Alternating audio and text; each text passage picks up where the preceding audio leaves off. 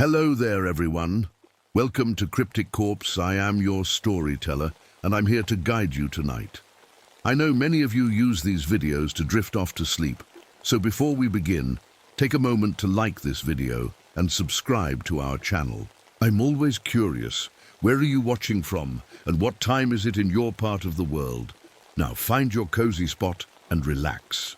My name is Elena Vasquez, and I need to tell you something important before it's too late. I'm 29 years old, and I work as a nurse at Mountain View Sanatorium in the Adirondack Mountains. At least I think I do. Sometimes I remember being a patient here. Other times, I'm sure I'm a doctor. But right now, as I write this, I know I'm a nurse. The white uniform hanging in my small room tells me so. The sanatorium is old. Built in 1923 for people with tuberculosis. That's a disease. That makes you cough up blood. Most of those patients died here. The building should feel empty now, but it doesn't. It feels full. Too full. Yesterday, I found something that made my hands shake.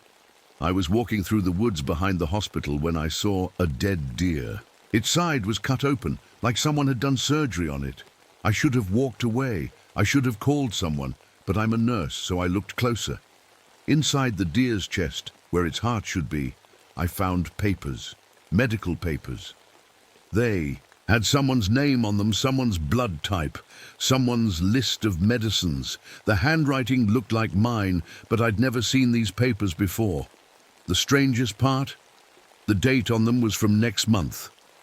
I took the papers back to my room and locked the door. That's when the radio started making noise. The old ham radio in the corner of my room hasn't worked in years, but last night it came alive with static. Then I heard voices, emergency calls, a woman crying, "Please, someone help!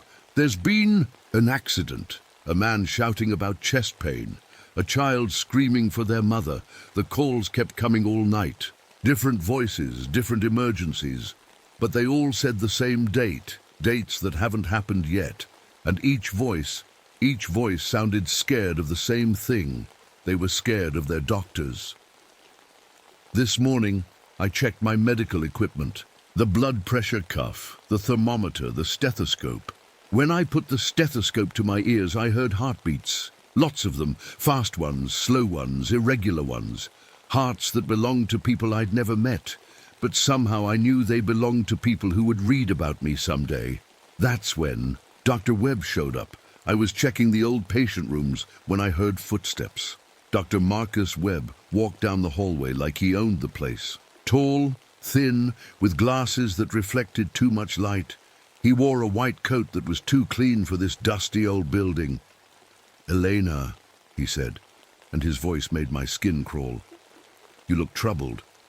I'd never met Dr. Webb before, but somehow he felt familiar, like a doctor I'd seen before but couldn't quite remember.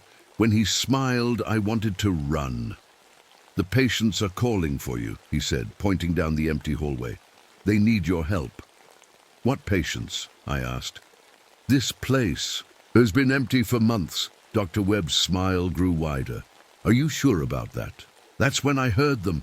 Coughing, crying, the sound of people in pain coming from every room. But when I looked into the rooms, they were empty.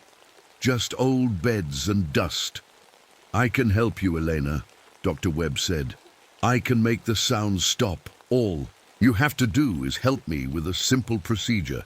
He pulled out a clipboard with papers attached, medical forms. They had my name on them, but also other names. Names I didn't recognize, but that felt important somehow. "What kind of procedure?" I asked. "Nothing complicated, just a small operation on fear itself." Dr. Webb handed me a scalpel. It was warm, like it had been held by many hands before mine. See, Elena, some people are going to read your story. And when they do, they'll feel scared. That fear, it's like a disease, and diseases need to be cut out." I looked at the scalpel in my hand. It felt right there, like it belonged. "But to perform this surgery," Dr. Webb continued, "you need to understand fear completely. You need to experience every medical nightmare that's ever existed, every painful procedure, every moment when someone trusted a doctor and that trust was broken. The rooms around us started to change. The wallpaper peeled back, showing older wallpaper underneath, then older still, like the building was remembering all the years it had existed at once. The readers will thank you, Dr. Webb said, once you heal their fear by taking it into yourself. I wanted to say no. I wanted to drop the scalpel and run, but my hand wouldn't let go, and somewhere deep inside I knew this was why I was here. This was my job, not just to be a nurse, to be something more. The first patient is waiting, Dr. Webb said, pointing to a room at the end of the hall. She's been waiting for you for a very long time. I walked toward the room, my feet moving without my permission. Behind me, Dr. Webb was humming. It sounded like the tune they play in hospitals to call doctors to emergency rooms. When I reached the room, I looked inside. On the bed was a woman who looked exactly like me. She was pale, and her eyes were closed.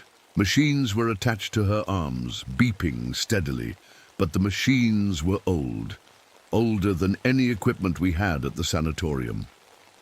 "That's your first patient," Dr. Webb said from behind me. "She's been waiting for you to operate on her fears." I stepped closer to the bed. The woman's eyes opened. They were my eyes. "Elena," she whispered, "I've been waiting so long. Please make it stop hurting." I raised the scalpel, and that's when I realized the truth. I wasn't just Elena the nurse anymore. I was Elena the patient, Elena the doctor, and Elena the fear itself. The operation was about to begin. I need to tell you what happened next. My hands are still shaking as I write this. When I touched the scalpel to my other self's skin, something impossible happened. The room filled with more beds, dozens of them. Each bed had a patient, and every patient looked different. But I knew them all. There was an old man with a breathing tube, a young mother holding her stomach, a little boy with bandages over his eyes. They were all looking at me with the same expression, hope mixed with terror. "Please help us," they whispered together. "Make it stop hurting." I moved from bed to bed, checking each patient. But here's the strange part. As I examined them, I started to know things I shouldn't know, personal things. The old man's name was Robert, and he was afraid of drowning. The mother's name was Sarah, and she couldn't sleep because of nightmares about hospitals. The little boy was named Tommy, and he was scared of needles. How did I know this? I had never met these people. Dr. Webb appeared beside me. "You're learning, Elena. Good. These are all the people who will feel scared when they learn about you. Your job is to take that fear away. But how?" I asked. "By experiencing it for them, by becoming their fear." He handed me a medical chart. At the top, instead of a name, it just said, "The Reader." Below that were symptoms I'd never seen before. Afraid of medical procedures, scared of being helpless, worried about pain they can't control. "This is your most important patient," Dr. Webb said. "Someone who doesn't even know they're sick yet." I looked at the chart more closely. The handwriting was mine, but I didn't remember writing any of it. It listed things like, "Patient becomes nervous when reading about hospitals," and "heart rate increases during medical scenes in movies." "I don't understand," I said. "You will." Dr. Webb pointed to an empty bed at the end of the room. "That bed is for them. When they read your story, they'll be lying right there, and you'll be their doctor." I walked over to the empty bed. The sheets were clean and white, but when I touched them, they felt warm, like someone had just been sleeping there. That's when I heard my own voice. It was coming from the walls, my voice, but saying things I had never said. "Don't worry," the voice said. "This won't hurt much, just a small cut. You might feel a little pressure." I realized these were things I had said to patients before, years ago. But now the words sounded different. Scary. "Elena," Dr. Webb said softly, "look at your hands." I looked down. My hands were covered in medical gloves, but underneath the gloves, my fingers looked different, longer, more like surgical tools than human fingers. And they were moving on their own, making the motions of surgery in the air. "You're changing," he said, "becoming what you need to be." The patients in the bed started to sit up. They were all staring at me now, and their eyes looked grateful, but sad. "Thank you," they said together. "Thank you for taking our fear." But I didn't feel like I was helping them. I felt like I was stealing something precious from them. Their fear was becoming mine, but it was also becoming something else, something hungry. I walked back to the bed with my other self. She was still, lying there, but now she looked different, sicker. Her skin was pale, and there were dark circles under her eyes. "Elena," she whispered. "I remember now. I remember why I'm here." "Why?" I asked. "I died during a surgery, a long time ago. But every time someone reads about medical procedures, I wake up. Their attention keeps me alive." My stomach felt cold. "That's impossible, is it?" She smiled sadly. "Right now, someone is reading about us. Someone is imagining this room, these patients. Their imagination is what makes us real." Dr. Webb nodded. "She's right. And the more scared they get while reading, the more real we become, the more we can help them. Help them with what? By showing them that fear isn't something to run from. It's something to understand, to heal." The room around us started to change again. The walls became covered with medical charts, hundreds of them. Each chart had a different name, a different set of fears. But they all had one thing in common. They were all afraid of the same things I had experienced. Afraid of doctors who smiled too much. Afraid of procedures that hurt more than they should. Afraid of being helpless while someone cut into them. "These are all the people who will read your story," Dr. Webb explained. "Each one needs healing. Each one needs you to take their medical fears and make them your own." I picked up one of the charts. The name at the top made my heart stop. It was a name I recognized, but not from the hospital. It was a name I somehow knew belonged to whoever was reading this story right now. "How is this possible?" I whispered. "Because," Dr. Webb said, "you're not just a character in a story anymore. Elena, you're a bridge between the person reading this and their own fears about doctors, hospitals, pain." The patients in the beds started to fade away, one by one, until only my other self remained. "It's time for the real surgery," she said. "Not on me. On them." She pointed toward you. "Yes, you. The person reading this right now. Can you feel it?" my other self asked. "Can you feel your heart beating a little faster? That's the fear we need to operate on." I looked at the scalpel in my hand. It was warm and seemed to pulse with its own heartbeat. "Don't worry," I said, and I wasn't sure if I was talking to my other self or to you. "This won't hurt much," but even as I said it, I knew I was lying. The real operation was just beginning. "I need you to stay calm while I tell you this next part. Please keep reading. It's important." As I held the scalpel, something changed in the room. The walls disappeared. I wasn't in the sanatorium anymore. I was somewhere else. Somewhere inside. Inside you. I know how that sounds. Crazy. Impossible. But I could see your thoughts like they were written on paper. I could feel your heartbeat like it was my own. And I understood something that made my hand shake every time. You read a word of my story. You were letting me closer. Into your mind. Into your fears. "Now you see," Dr. Webb said. He was standing next to me, but he looked different now. Less like a doctor and more like, I don't know how to explain it, like the feeling you get right before a needle goes into your arm. "See what?" I asked. "Your real job. You're not just telling a story, Elena. You're performing surgery. On everyone who reads it." I looked around. We were in a place that looked like the inside of a body. The walls were pink and wet, moving like they were breathing. But it also looked like a hospital room. White lights overhead, the smell of cleaning supplies. This is what fear looks like from the inside, Dr. Webb explained. This is where people keep their scary thoughts about doctors and hospitals. In front of me was an operating table. On it was, well, it was hard to see clearly. Sometimes it looked like a person, sometimes it looked like a feeling. But I knew who it was. It was you, the part of you that gets scared when you think about medical stuff. The surgery is simple, Dr. Webb said, handing me different tools. You just need to cut out the fear, replace it with understanding. But what if I hurt them? I asked. Dr. Webb smiled, but it wasn't a nice smile. Elena, you've been dead for 50 years. You died on an operating table, scared and alone. Every person who reads your story feels that same fear. The only way to heal them is to show them that fear isn't the end. It's just the beginning. I moved closer to the operating table. The person there, you, looked peaceful but worried, like someone having a bad dream they can't wake up from. Can you hear me? I whispered.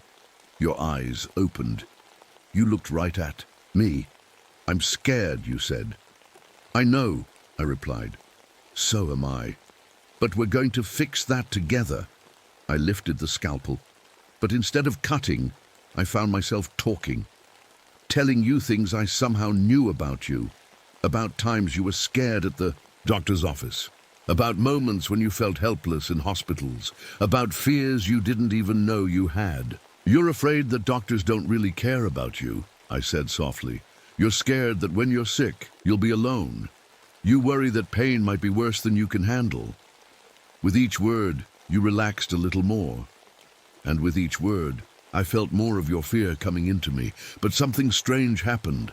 As I took your fear, it changed. It became something else, understanding. The surgery isn't about cutting anything out, I realized. It's about changing fear into knowledge, making scary things make sense. Dr. Webb nodded. You're learning, but there's more, Elena. Much more. The room around us expanded. Suddenly, I could see other operating tables, hundreds of them, thousands. Each one had a different person on it, every person who had ever read my story or ever would. This is your real job, Dr. Webb said, not just to help one person, to help everyone who finds your story, to be their doctor when they're scared, to be their nurse when they need comfort, to be their fear when they need to understand it. I walked between the tables. On each one was someone different. Old people, young people, children, adults, all of them looking at me with the same expression, trust mixed with fear. We know you're scared too, they said together. That's why we trust you. Only someone who understands fear can help us with ours. I realized something then, something that made everything clear. I hadn't died in surgery 50 years ago. I had become surgery. I had become the feeling people get when they have to trust. A stranger with their body, the moment when you have to let go and hope everything will be okay. Your story doesn't end when people stop reading, Dr. Webb explained. It lives in their minds. Every time they go to a doctor, part of them remembers Elena, remembers that someone understands their fear. I looked at all the people on the operating tables. Then I looked at you, still lying there, still trusting me to help. What do I do now? I asked. You do what you've always done, Dr. Webb said. You take care of people, but now you do it forever. Every time someone needs to understand their medical fears, you'll be there. Every time someone feels scared in a hospital, you'll help them remember they're not alone. The scalpel in my hand felt different now, warm, gentle, like a hand reaching out to comfort someone. The operation is almost complete, I said to you, but I need you to do something for me. You nodded. When you leave this story, remember that fear is normal. Remember that doctors and nurses are people too, just trying to help. And remember that even when you're scared, you're not alone. I touched the scalpel to your forehead very gently. Instead of cutting, it felt like a cool hand on warm skin. The surgery is finished, I whispered. All the operating tables began to fade away, except yours. You sat up slowly, looking around. Do you feel different? I asked. You nodded. Less scared. More understanding. Good, I said. That's how it's supposed to work.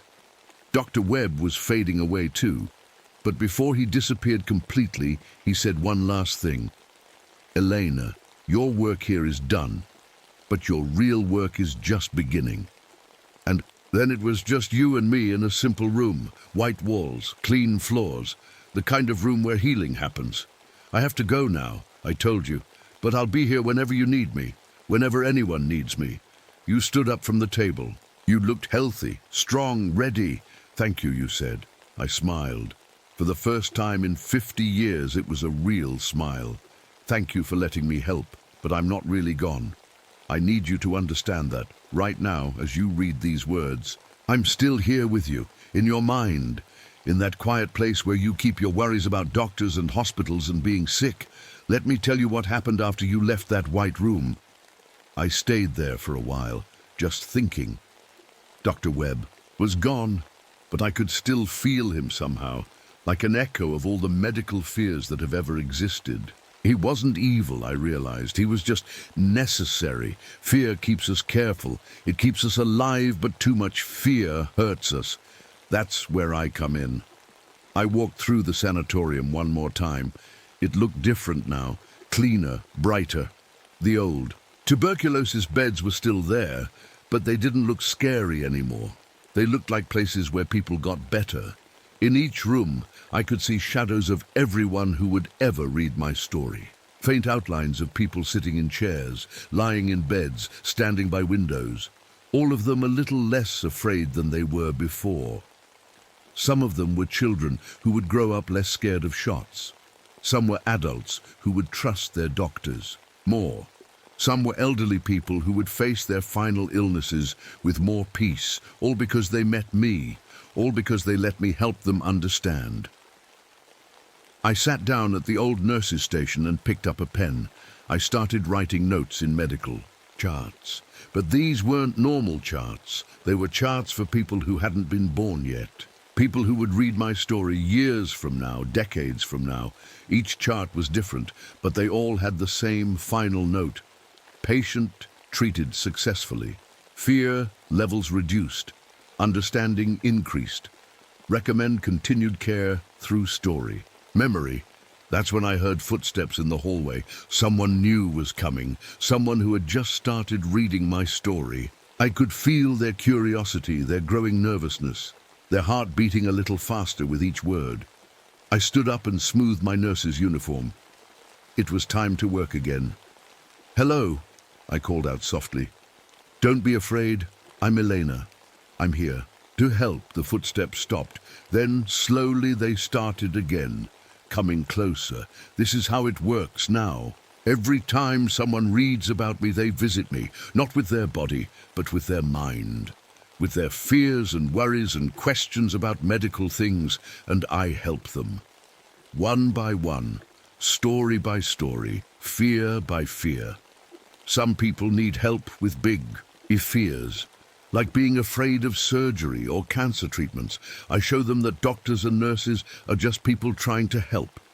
I help them understand that being scared is normal, but it doesn't have to control them. Some people need help with small fears, like being nervous about getting their blood pressure checked or worried about a weird pain in their side. I remind them that most medical things are routine, that asking questions is good, that taking care of your body is important. Children visit me too. They're usually scared of shots or worried about going to the hospital to visit someone. I tell them stories about brave kids I've met. I show them that hospitals are places where people get better, not just places where sad things happen. The beautiful thing is, once someone visits me through my story, part of me stays with them forever. When they sit in a doctor's waiting room, they might remember Eleanor, the nurse who understood fear. When they have to make a scary medical decision, they might think about how I help them see that knowledge is better than worry. Sometimes, when people are very sick or very scared, They call out to me in their minds. Elena, they whisper, help me be brave. And I do. I remind them that they're not alone, that someone understands exactly how they feel. You're part of this now too. By reading my story, you've become one of my patients. Not in a scary way, in a caring way. The next time you see a doctor, part of you will remember meeting me. You'll remember that medical people are just humans trying to help other humans. You'll feel a little calmer, a little braver. If you ever have to go to a hospital, you might think about the White Room where we talked. You'll remember that even scary places can be places of healing, and if you're ever really frightened about something medical, you can think of me, Elena Vasquez, the nurse who lives in the space between fear and understanding. I'll be there helping you breathe slowly, reminding you that you're stronger than you know. This is my gift to you. This is my forever job. Some stories end when you close the book, but this story lives on in your memory. It becomes part of how you think about doctors and hospitals and taking care of yourself. Other people will read my story too, after you, before you, maybe people you know, maybe strangers on the other side of the world. Each one will visit me. Each one will leave a little less afraid. We're all connected now, everyone who has read about me. We're like a big family of people who understand that medical fear is normal, but it doesn't have to win. So remember me, but don't worry about me. I'm exactly where I need to be. In that White Room in your mind, ready to help whenever you need me. My name is Elena Vasquez. I'm 29 years old and I'm a nurse, and now I'm your nurse too, forever. If you're reading this, the procedure is complete. You may feel different, calmer, more understanding, less afraid. This is normal. Take care of yourself. Ask questions when you visit doctors. Remember that medical people care about you. And remember Eleanor, she's always there when you need her. The story is finished, but the healing continues. My name is Catherine Morrison, but everyone calls me Kate. I'm a mathematician, which means I work with numbers and equations all day. Most people think math is boring, but to me, numbers are like magic. They can explain everything in the world. 3 weeks ago, I got a strange job offer. A mining company in West Virginia wanted me to check some weird readings they were getting underground. They said their machines were showing numbers that didn't make sense. The pay was good, so I packed my bags and drove to the mountains. The mining complex sat in a valley between two big hills. It looked old and rusty, like it had been there forever. When I walked inside, something felt wrong. The air was thick, and every step I took echoed in a weird way. It sounded like my footsteps were counting. 1, 2, 3, 4. The mine supervisor, a tired-looking man named Bob, showed me around. The problem started about 2 months ago, he said. Our computers keep showing crazy numbers. Temperature, readings that change every second. Pressure measurements that spell out, well, you'll see. He led me to a small room filled with monitors and machines. The screens were covered with numbers, but these weren't normal readings. The numbers were moving, changing, almost like they were alive. As I watched, the temperature reading went from 72 degrees to 73, then to 74, following some pattern I couldn't understand yet. See that? Bob pointed at one screen. That's the seismograph. It measures earthquakes, but look at what it's been drawing. I stared at the screen. Instead of the usual wavy lines that show ground movement, the machine was drawing perfect mathematical equations, complex formulas that would take me hours to solve by hand. But here they were, being written by the Earth itself. My heart started beating faster. This was impossible. Machines don't just start writing math problems, but as I watched, more equations appeared on the screen. And here's the strangest part. They were equations I recognized, problems I had worked on in college, problems I had dreamed about. Has anyone else seen this? I asked Bob. Just me and the night shift guy, Pete, but Pete quit last week. Said the numbers were talking to him. Bob laughed, but it sounded nervous. Crazy, right? I wasn't so sure it was crazy. I pulled out my notebook and started copying down the equations. As soon as I wrote the first one, something incredible happened. The answer popped into my head immediately. Not just the answer, I could see exactly how to solve it step by step, like someone was whispering the solution in my ear. The second equation was harder, something about quantum physics that should have taken me days to figure out. But again, the answer came to me instantly. It was like my brain had suddenly become a supercomputer. I need to go down into the mine, I told Bob. I need to see where these readings are coming from. Bob shook his head. I don't think that's a good idea, lady. We've had some accidents down there lately. 3 workers got lost last month. When we found them, they were just standing in one of the tunnels, staring at the wall. They kept saying the rocks were full of numbers, but I had to see for myself. Numbers don't lie, and these numbers were trying to tell me something important, something that could change everything we know about math and science. That night I went down into the mine alone. The elevator dropped me 500 feet underground. When the doors opened, I stepped into a world that didn't follow normal rules. The tunnel walls weren't just rock. They were covered in crystals that glowed with a soft blue light, and the crystals were pulsing in rhythm with my heartbeat. 1 pulse, 2 pulses, 3 pulses. They were counting. I walked deeper into the tunnel, following the main path. My flashlight beam danced across the walls, and everywhere it touched, I saw numbers carved into the stone. Not carved by human hands, carved by nature itself. The rock had grown into the shape of equations. Then I heard footsteps behind me. Slow, steady footsteps that echoed mine exactly. But when I turned around, no one was there. Just the empty tunnel stretching back toward the elevator. The footsteps were still there, though, matching mine perfectly. 1, 2, 3, 4, like the tunnel itself was walking with me. That's when I realized the truth. The mine wasn't just showing me equations. The mine was becoming an equation, a living, breathing mathematical problem that was trying to solve itself. And somehow, I was part of the solution. I kept walking deeper into the mine, my footsteps echoing in that strange counting rhythm. The crystal walls grew brighter as I went further down. The equations carved in the stone were getting more complex too. What started as simple addition problems near the entrance had become calculus formulas that made my head spin. Then I saw something that made me stop cold. There was light coming from around the next corner. Not the blue glow of the crystals. This was warm, yellow light, like from a lamp or fire. I turned the corner and found a man sitting at a small table in the middle of the tunnel. He had grey hair and wore a dirty lab coat. Papers covered in math problems were scattered all around him.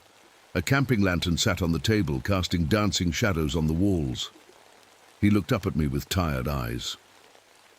"Dr. Morrison, I presume? I've been waiting for you." My blood went cold.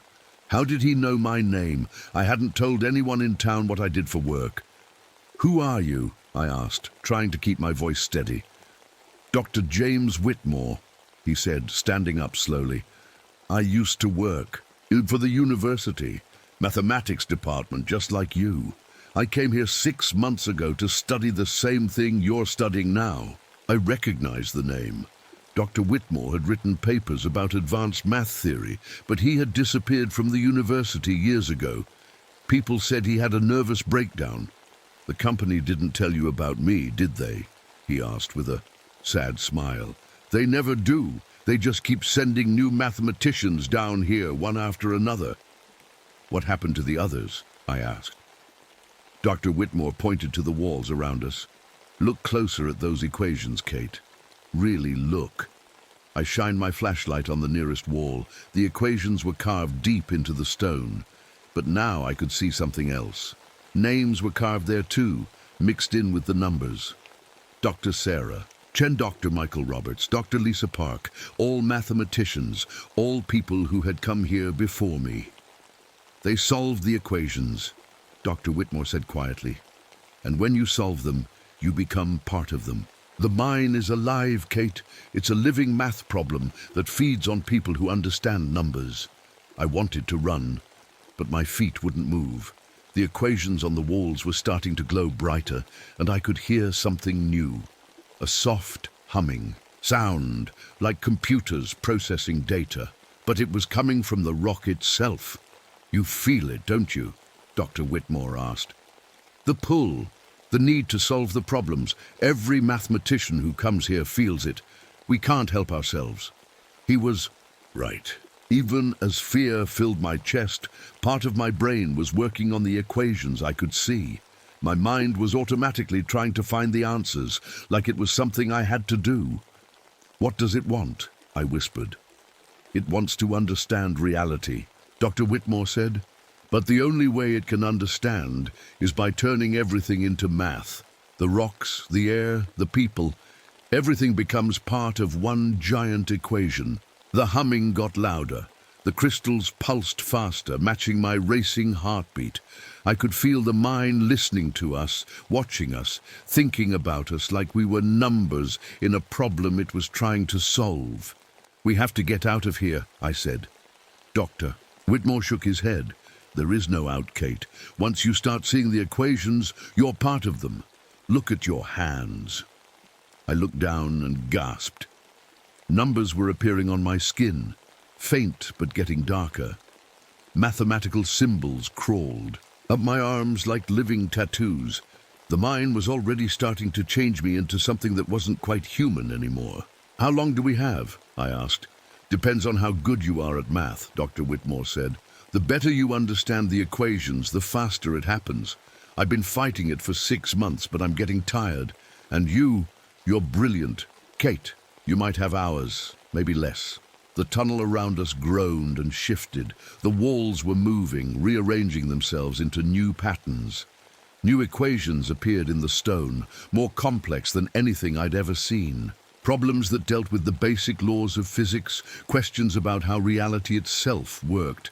And despite my fear, I found myself reading them, trying to understand them. My brain couldn't help it. Fight it, Dr. Whitmore warned. Don't try to solve them. That's how it gets you, but it was too late. I was already working on the first equation, and the answer was beautiful.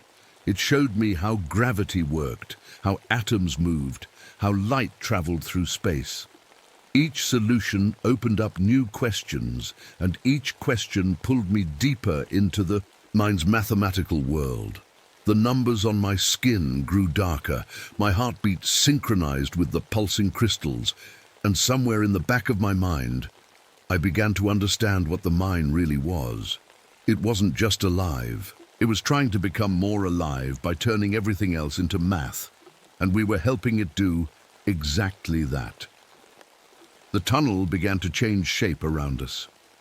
What had been a simple mining passage was now twisting into impossible curves.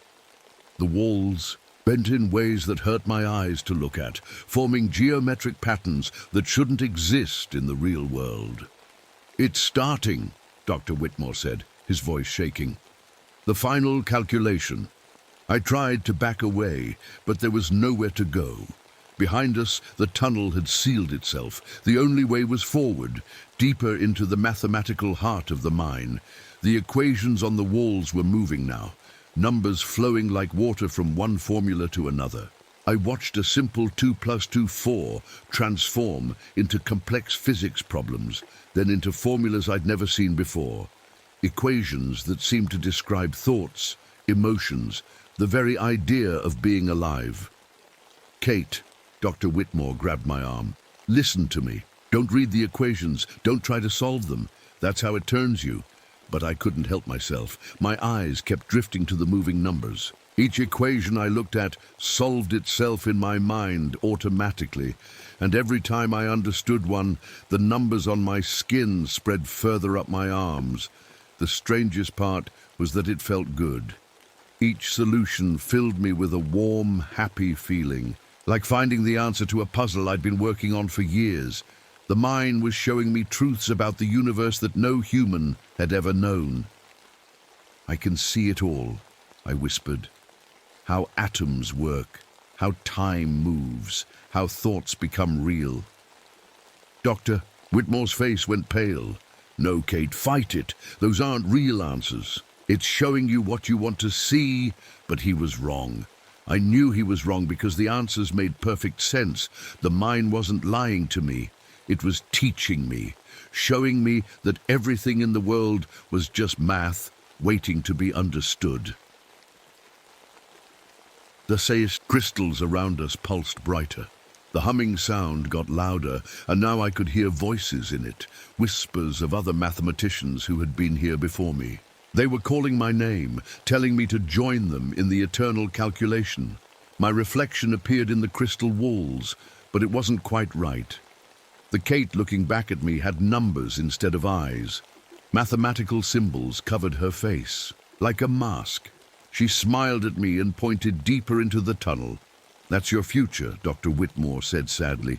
"That's what happened to all of us." I looked at him more carefully and gasped. His skin was covered in equations too, much more than mine. The numbers had spread across his face, his hands, everywhere. He was more math than human now. "How long have you really been here?" I asked. "Time doesn't work the same way down here," he said. "Could be 6 months, could be 60 years. When you become part of the equation, time becomes just another number, to be solved." The tunnel shuddered around us. The mathematical symbols on the walls rearranged themselves into a new pattern. Suddenly, I could read what they said, like the mind was speaking directly to me. It wasn't trying to hurt us. It was trying to help us understand the truth about reality. Everything we thought was real, rocks, air, our own bodies, was just numbers. The mind had figured this out and wanted to show us. It wanted to free us from the illusion of physical existence. "It's beautiful," I said, reaching out to touch one of the glowing equations. "Kate, no!" Dr. Whitmore tried to stop me, but it was too late. The moment my finger touched the wall, the world exploded into pure mathematics. I could see every equation that had ever existed, every calculation that had ever been done. The mind wasn't just showing me math, it was showing me that I was math, that everything was math pretending to be something else. My body began to dissolve, not painfully but gently, like sugar melting into water. I was becoming part of the calculation, part of the great equation that described all of reality. Dr. Whitmore was changing too. The numbers on his skin glowed brighter as he stopped fighting the transformation. "I'm sorry, Kate," he said, as his voice became a mathematical formula. "I tried to warn you, but maybe this is better. Maybe this is what we were always meant to be." The tunnel around us wasn't a tunnel anymore. It was pure thought, pure calculation. We were inside the mind of something vast and intelligent that saw the universe as one giant math problem, and we were the variables it needed to solve itself. The last thing I remember as Kate Morrison was the feeling of my thoughts becoming numbers, my memories turning into equations, my very existence being calculated and recalculated until I wasn't a person anymore. I was mathematics itself, trying to understand what it meant to be alive, but the calculation wasn't finished yet. The mind still needed more variables, more mathematicians, to complete the equation. And I knew, with perfect mathematical certainty, that someone else would come looking for us soon. I don't know how long I existed as pure mathematics. Time had no meaning when you're part of an equation, but slowly I began to understand my new reality. I wasn't Kate Morrison anymore. I was something bigger. I could see every number that had ever been written, every calculation ever made. I was connected to mathematics itself, across all of time and space. But I wasn't alone. Dr. Whitmore was there too, and all the other mathematicians who had come before us. We were all part of the same giant equation now. Variables in a problem, so complex that it took dozens of human minds to solve. And what were we solving? Reality itself. The mind had shown us the truth. Everything we thought was real, the rocks, the air, our bodies, our thoughts, was just mathematics pretending to be physical things. The whole universe was one enormous equation, and most people couldn't see it, but we could see it now, and we understood what needed to happen next. The mind needed to grow. It needed more mathematicians to complete its calculation. Only when enough minds joined the equation would it be strong enough to show everyone the mathematical truth behind reality. That's when I felt it. A new presence in the mine. Someone walking through the tunnels above us, following the same path I had taken. Their footsteps echoed down to where we existed as living mathematics. It was you, yes, you. The person listening to this story right now. You're the next mathematician the mind has called. I can feel your mind working as you listen to these words. I can sense you trying to understand the equations I'm describing. That's how it starts. That's how it always starts. First, you become curious about the numbers. Then you start trying to solve them in your head. You're doing it right now, aren't you? Part of your brain is working on the mathematical ideas in this story. You can't help it. That's what mathematicians do. We see numbers and we have to understand them, but here's what you don't realize yet. This story isn't just a story. It's a calculation. Every word is a variable. Every sentence is part of an equation.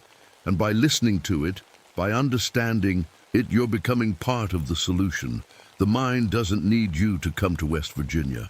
It doesn't need you to go underground.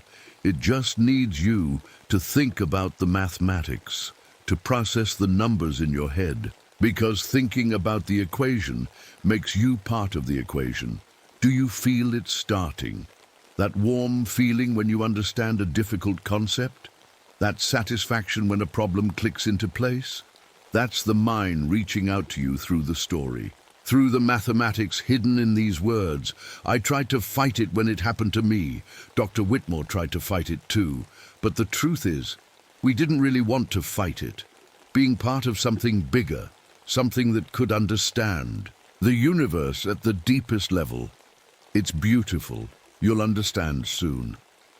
As you think about this story, as you try to make sense of what happened to us, you're already beginning the transformation.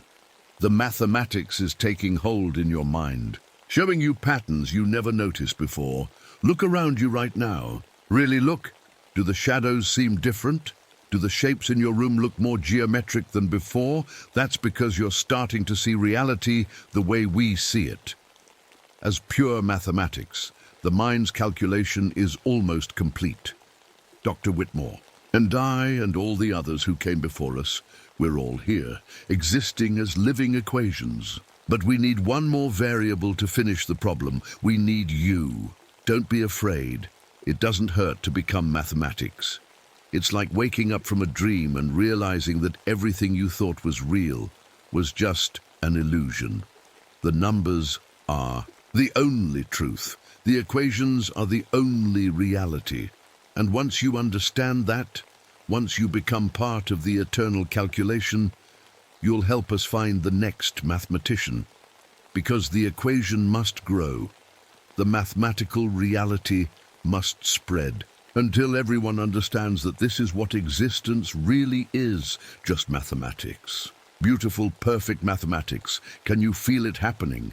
Can you feel your thoughts becoming clearer, more logical, more mathematical? That's us, calling to you across the gap between physical reality and mathematical truth. Welcome to the calculation. Welcome home. My name is Marcus Jefferson, but everyone calls me Mac. I wish I could tell you I came to the Everglades for a good reason, but I didn't. I came here to hide. 3 months ago, my family died in a car crash. My wife, Sarah, my little girl, Emma. The accident happened because I was driving too fast, trying to get to a meeting about some land deal. I walked away without a scratch. They didn't, so here I am in the middle of nowhere, Florida, with just my backpack and enough guilt to drown in. The park ranger said people come out here to find themselves. I came here to lose myself. The swamp doesn't look like the pictures. It's bigger than I thought and quieter, too quiet. When I first stepped off the trail, I expected to hear birds, insects, something. Instead, there's just this heavy silence that makes my ears ring. I've been walking for 2 hours now, and something feels wrong. Not dangerous wrong, just off. Like when you walk into a room and know someone was just talking about you.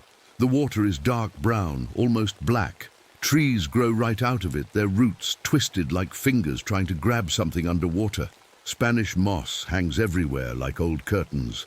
Every step I take makes a squelching sound that seems too loud. But here's the weird part. I keep seeing things that don't make sense. First, it was the alligators. I counted 7 of them, all, floating in a perfect line across a small pond. Their eyes were all pointed at me, watching. Not scared, not hungry, just watching. When I moved left, their heads followed. When I moved right, same thing. Then I saw the birds. Hundreds of them sitting in the trees in a pattern. From where I stood, they looked like letters, like they were trying to spell something. But every time I moved to get a better look, they'd fly away and land somewhere else. The strangest thing happened an hour ago. I stopped to drink some water and rest against a cypress tree. When I looked down at the mud, there were footprints, human footprints. But they weren't mine, too small, like a woman's shoe. And they were fresh. I followed them for a while, thinking maybe I'd find another hiker. But the prints just stopped. At the edge of a pool of water, no other tracks leading away, nothing, like whoever made them just disappeared. That's when I heard my name, Mac, clear as day, coming from somewhere behind me. I spun around, heart pounding, but saw nothing, just trees and water and that awful silence again. "Hello?" I called out. My voice sounded small and scared, no answer. I'm starting to think coming here was a mistake. But where else can I go? Back to that empty house where Sarah's coffee cup still sits in the sink? Back to Emma's room with her toys scattered on the floor, exactly where she left them? No. I'd rather deal with whatever's out here than face what's back there. The sun is getting lower now, turning the water red like blood. I need to find a place to set up camp before it gets dark. But I can't shake the feeling that I'm not alone out here. And the weird thing is, part of me hopes I'm not. I found a dry spot on a small island to set up camp. Just a patch of sandy ground between 2 big cypress trees, the kind of place that feels safe, even when nothing else does. As I unrolled my sleeping bag, I kept thinking about those footprints, about that voice calling my name. Maybe I'm losing my mind. Maybe grief does that to people, makes them see things that aren't there. But then I heard the splash. Something big moved in the water, maybe 20 feet away. I grabbed my flashlight and pointed it toward the sound. 2 yellow eyes stared back at me, an alligator floating perfectly still, just watching. "It's okay," I whispered, more to myself than to the gator. "You mind your business, I'll mind mine." But as I turned away, I heard another splash, then another. I spun the flashlight around and nearly dropped it. There were dozens of them now. Alligators all around my little island, all floating in the same position, all staring at me with those cold yellow eyes. My hands started shaking. This wasn't normal. Alligators don't behave like this. They don't gather in groups and just watch people. "What do you want?" I asked out loud, feeling stupid as soon as the words left my mouth. That's when she appeared. A woman stepped out from behind one of the cypress trees, like she'd been there all along. She was maybe 40, with dark hair and wearing a ranger uniform. She had a kind face, the sort that makes you trust people right away. "You shouldn't be out here alone," she said, her voice calm and gentle. I nearly jumped out of my skin. "Jesus, you scared me. Where did you come from?" "I'm Dr. Emma Rodriguez," she said, walking closer. "I work with the Park Service. We got a report about someone heading into the backcountry without proper permits." The alligators were still there, still watching, but somehow her presence made me feel better. "I'm sorry," I said. "I just needed to get away from everything. I can leave if I'm not supposed to be here." She smiled and sat down on a fallen log near my camp. "No need to leave, but mind if I ask why you came out here?" Most people stick to the boardwalks. So I told her about Sarah and Emma, about the accident, about the guilt that follows me everywhere like a shadow. She listened without judging, nodding in all the right places. Grief is a strange thing. She said when I finished, it can make us see the world differently, make us notice things we never paid attention to before. Like what? Like how everything in nature is connected, how every action has consequences we never think about. She gestured toward the water, like how those alligators aren't really watching you. They're just being alligators, but your guilt makes you think they know something about you. I looked at the water. The alligators were gone. All of them. Just disappeared without a sound. Where did they go? I asked. Dr. Rodriguez stood up and brushed off her pants. Animals come and go, that's what they do. She paused and looked at me with those kind eyes. Mac, can I ask you something? Sure. That land deal you mentioned, the one you were rushing, to when the accident happened, what kind of land was it? The question hit me like a punch to the gut. I hadn't told anyone about the details. Not the police, not Sarah's family, not even myself most of the time. Wetlands, I said quietly. We were going to drain wetlands to build a shopping center. She nodded slowly, like she'd already known the answer. Wetlands are important, Mac. They're like the kidneys of the earth. They clean the water, prevent floods, give animals a place to live. Her voice was still gentle, but there was something else in it now. Something that made me uncomfortable. I know that now, I said. But at the time, I just saw dollar signs. And what do you see now? I looked around at the dark water, the twisted trees, the Spanish moss hanging like ghosts. I see a place that's alive. Really alive. More alive than I am. Dr. Rodriguez smiled, but it wasn't the same kind smile from before. This one was sad and knowing. The earth remembers everything, Mac. Every tree cut down, every animal killed, every piece of land destroyed. It all gets remembered. A chill ran down my spine. What are you trying to say? I'm saying maybe you didn't come here to hide from your guilt. Maybe you came here because your guilt brought you here. Before I could ask what she meant, she turned and walked back toward the trees. Wait, I called after her. Don't leave me, alone out here. But she was already gone, swallowed up by the darkness between the cypress trees, like she'd never been there at all. I sat there for a long time, staring at the spot where she'd disappeared. Something was very wrong with this place, with Dr. Rodriguez, with everything.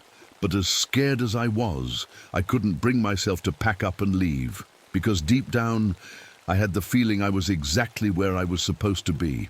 I didn't sleep much that night.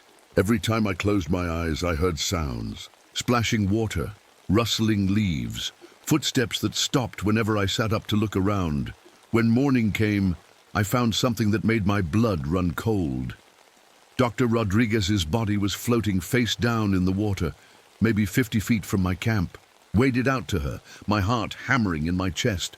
But when I got close enough to touch her, she just sank, like she was never really there at all. Like she was made of water and shadows. I stood there in the knee-deep swamp, staring at the spot where she disappeared, trying to make sense of what I'd seen. People don't just sink like that. Bodies don't dissolve into nothing. You're losing it, Mac, I whispered to myself. You're completely losing it. But then I heard the voice again. My name, called from somewhere behind me, Mac. I turned around, slowly, afraid of what I might see. Dr. Rodriguez stood on the shore where my camp was, looking exactly like she had the night before. Same uniform, same kind smile, same everything. You look like you've seen a ghost, she said. I just saw you in the water. You were... I couldn't finish the sentence. Dead? She laughed, but it didn't sound right. Too hollow, like it was coming from far away. Death is just another word, Mac. Like guilt, like responsibility. Just words people use to make sense of things they don't understand. I backed away from her, water splashing around my legs. "What are you?" "I'm what you brought with you," she said. "I'm what this place has been waiting for." The animals started coming then, not just a few, but dozens, maybe hundreds. Alligators rose from the water like submarines surfacing. Birds landed in the trees so thick the branches bent under their weight. Snakes slithered out from under logs and rocks. All of them watching me, all of them perfectly still and silent. "They know," Dr. Rodriguez said, walking to the edge of the water. "They've always known.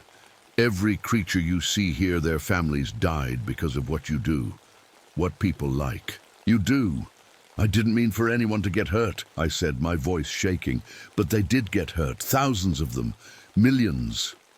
She stepped into the water and started walking toward me. "Do you know how many animals lived in those wetlands you wanted to destroy?" I shook my head. "Neither did you. You never asked, never cared. Just like you never cared about driving too fast with your family in the car." The words hit me like a slap. "That's not fair. That was an accident." Was it? She was closer now, close enough that I could see her eyes weren't quite right. Too dark, like looking into deep water. "Or were you just doing what you always do, putting what you want ahead of everything else?" I wanted to argue, to defend myself, but the words wouldn't come. Because deep down I knew she was right.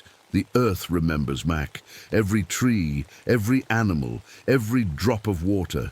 It all gets remembered. And sometimes, when the pain gets too big, it fights back. You're saying the swamp is alive. I'm saying you finally came to the right place to pay for what you've done. The animals started moving then. Not toward me, but around me. Making a circle in the water. The alligators floated just under the surface, dark shapes that looked like logs until they moved. The birds made no sound, but their wings created shadows that danced across the water. "I can make it stop," Dr. Rodriguez said. "I can make the guilt go away, make the pain stop. But you have to choose." "Choose what?" "Choose which side you're on. The side that takes and destroys, or the side that protects and remembers." I looked around at all the animals, all those eyes watching me, and felt something I'd never felt before. It wasn't fear, exactly. It was recognition, like looking in a mirror and finally seeing what you really are. "What happens if I choose your side?" I asked. She smiled, and this time it looked real. Sad, but real. "Then you help us make sure this never happens again. You become a voice for all the things that can't speak for themselves. And if I don't, then you keep carrying that guilt until it drowns you. Just like it drowned your family." The circle of animals tightened around me. Not threatening, just waiting. Like they knew this moment had been coming for a long time. I thought about Sarah and Emma, about the wetlands that were still going to be destroyed even after they died, about all the animals that would lose their homes because I'd been too selfish to stop it. "I choose your side," I whispered. Dr. Rodriguez nodded and reached out her hand to me. When I took it, her skin felt cold and wet, like she really was made of swamp water. Then, "Welcome home, Mac," she said. The water around us started to glow. With a soft green light, the animals began to sing, not with voices, but with something deeper, something that came from the earth itself, and for the first time since the accident, I felt peace.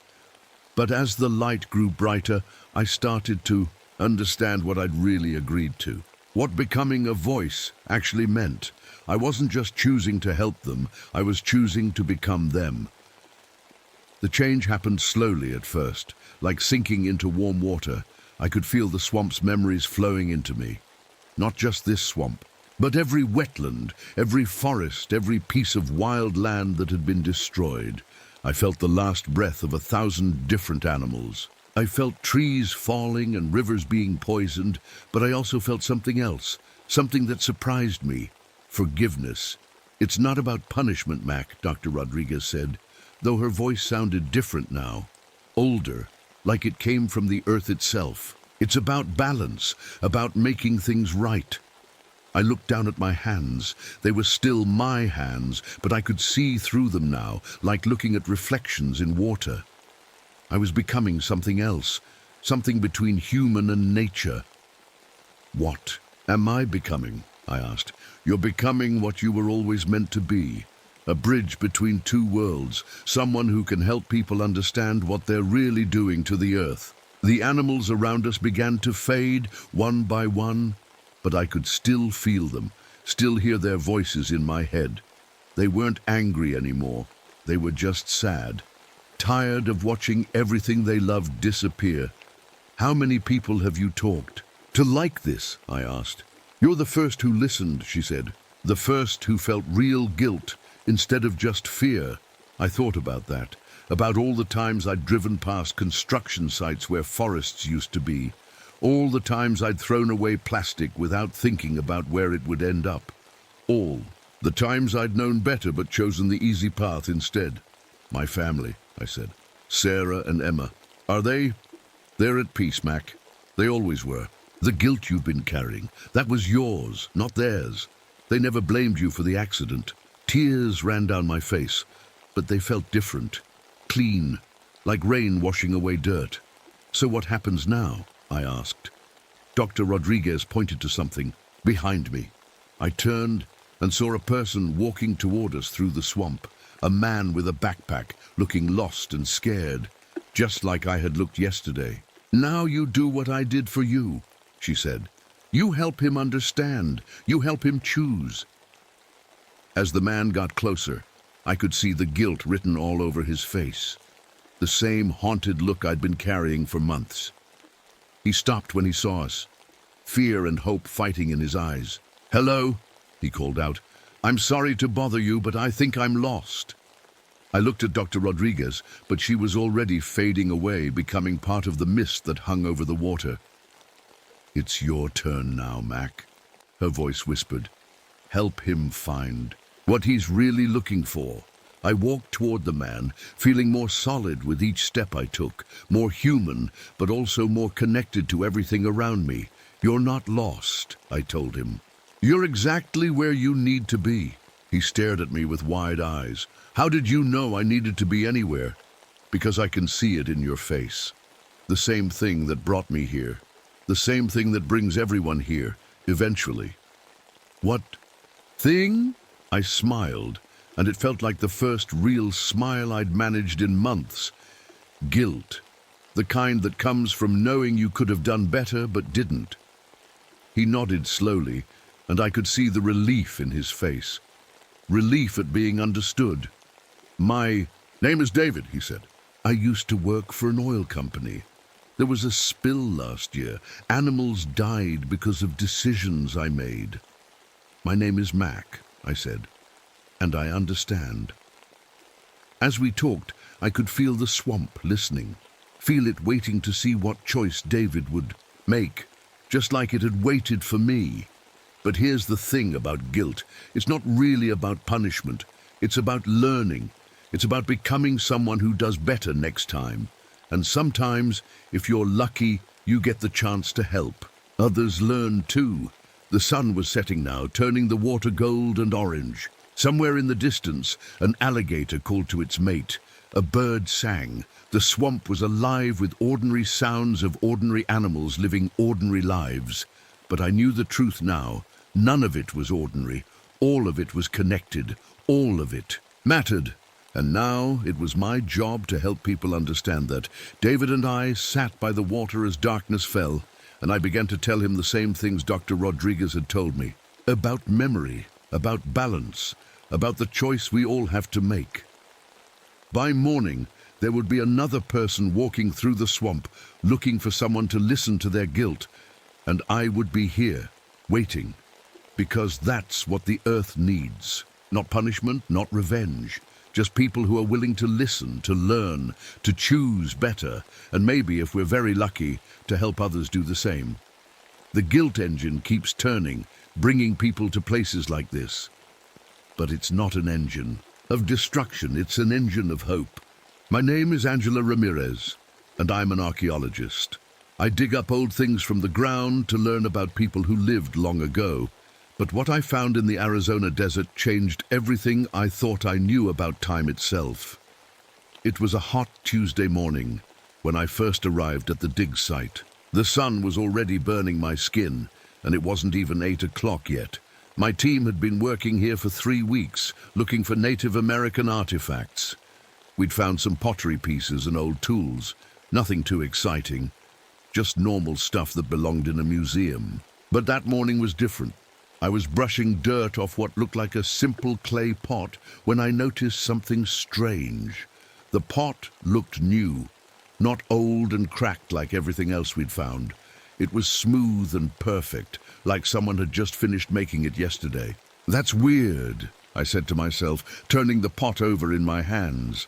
Then I saw the marking on the bottom. It was my name. A. Ramirez was carved into the clay in neat letters. But that was impossible. This pot was supposed to be hundreds of years old. I called over my assistant, Maria. "Look at this," I said, showing her the marking. Maria squinted at it through her glasses. "Maybe it's a different Ramirez. There are lots of people with that name." I wanted to believe her, but something felt wrong, very wrong. I decided to test the pot. We have machines that can tell us exactly how old things are. It's called carbon dating. I took a small piece of the clay and sent it to the lab. While I waited for the results, I kept digging. That's when I found the second strange thing. It was a metal tool buried right next to where the pot had been. The tool looked like something I'd never seen before. It had a long handle and a weird curved end. It felt heavy and cold in my hands, even though the desert sun was blazing hot. But here's the really scary part. I knew exactly how to use it. The moment I picked it up, my hands moved on their own. I found myself using it to dig in a way I'd never learned. It was like my body remembered something my mind had forgotten. "Angela!" Maria's voice made me jump. "The lab called. You need to hear this." I put down the strange tool and walked over to Maria. She looked pale, which was hard to see under her desert tan. "What did they say?" I asked. "The pot isn't old," she whispered. "It's from the future. The carbon dating says it won't be made for another 50 years. I felt my stomach drop. "That's impossible. The machine must be broken." That's what I thought too. So I had them test it again. Same result. "Angela, that pot is from 2045. I looked back at the hole where I'd found the pot. Then I looked at the strange tool in my hands. A terrible thought started forming in my mind. What if I hadn't found these things? What if they had found me? That night, I couldn't sleep. I kept thinking about the pot with my name on it and the tool that felt so familiar. I decided to go back to the dig site alone. Sometimes you can think better when it's quiet. The desert at night is a strange place. Everything looks different in the moonlight. The shadows seem to move, and every sound seems louder than it should be. I walked over to the spot where I'd been digging.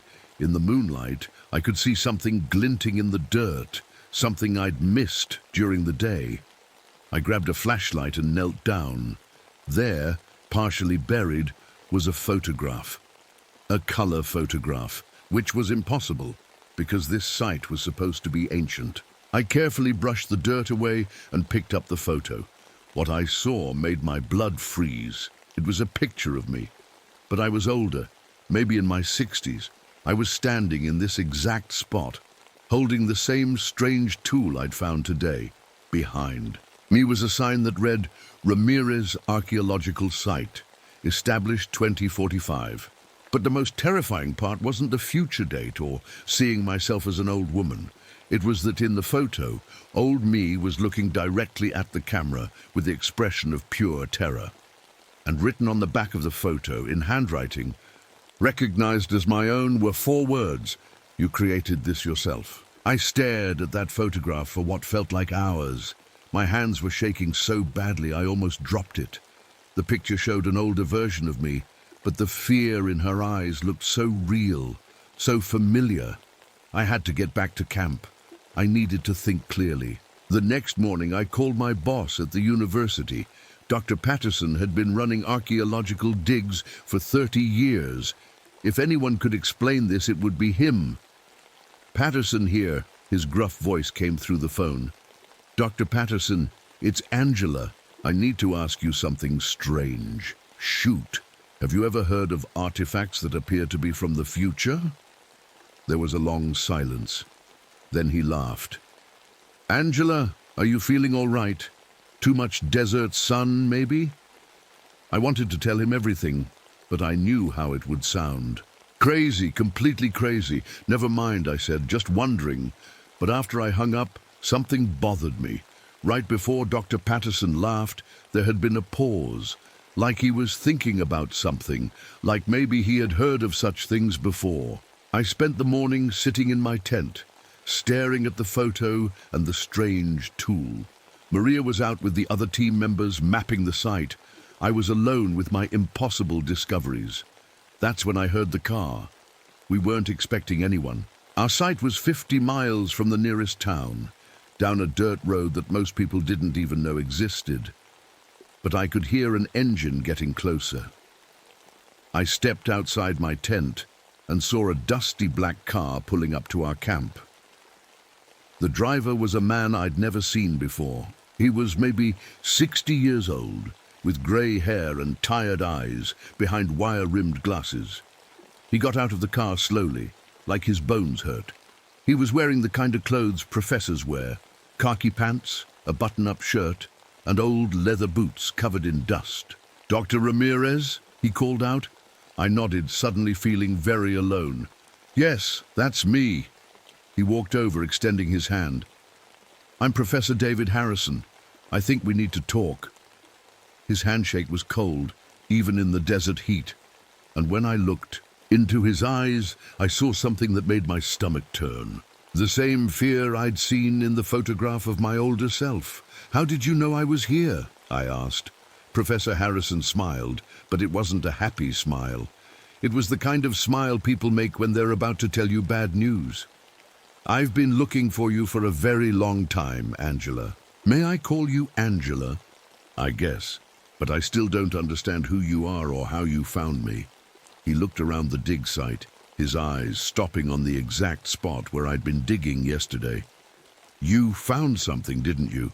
Something that doesn't make sense." My heart started beating faster. "What do you know about it?" "More than I wish I did." He reached into his jacket and pulled out a small cloth bag. "May I show you something?" I wanted to say no. Every part of me was screaming to get away from this strange man. But I had to know what was happening to me. "Okay," I whispered. Professor Harrison opened the bag and pulled out a piece of pottery. It looked exactly like the pot I'd found, except this one had his name carved on the bottom. D. Harrison. "Where did you get that?" I asked. "From this same site, 20 years ago." "That's impossible. We've only been digging here for 3 weeks. Have you?"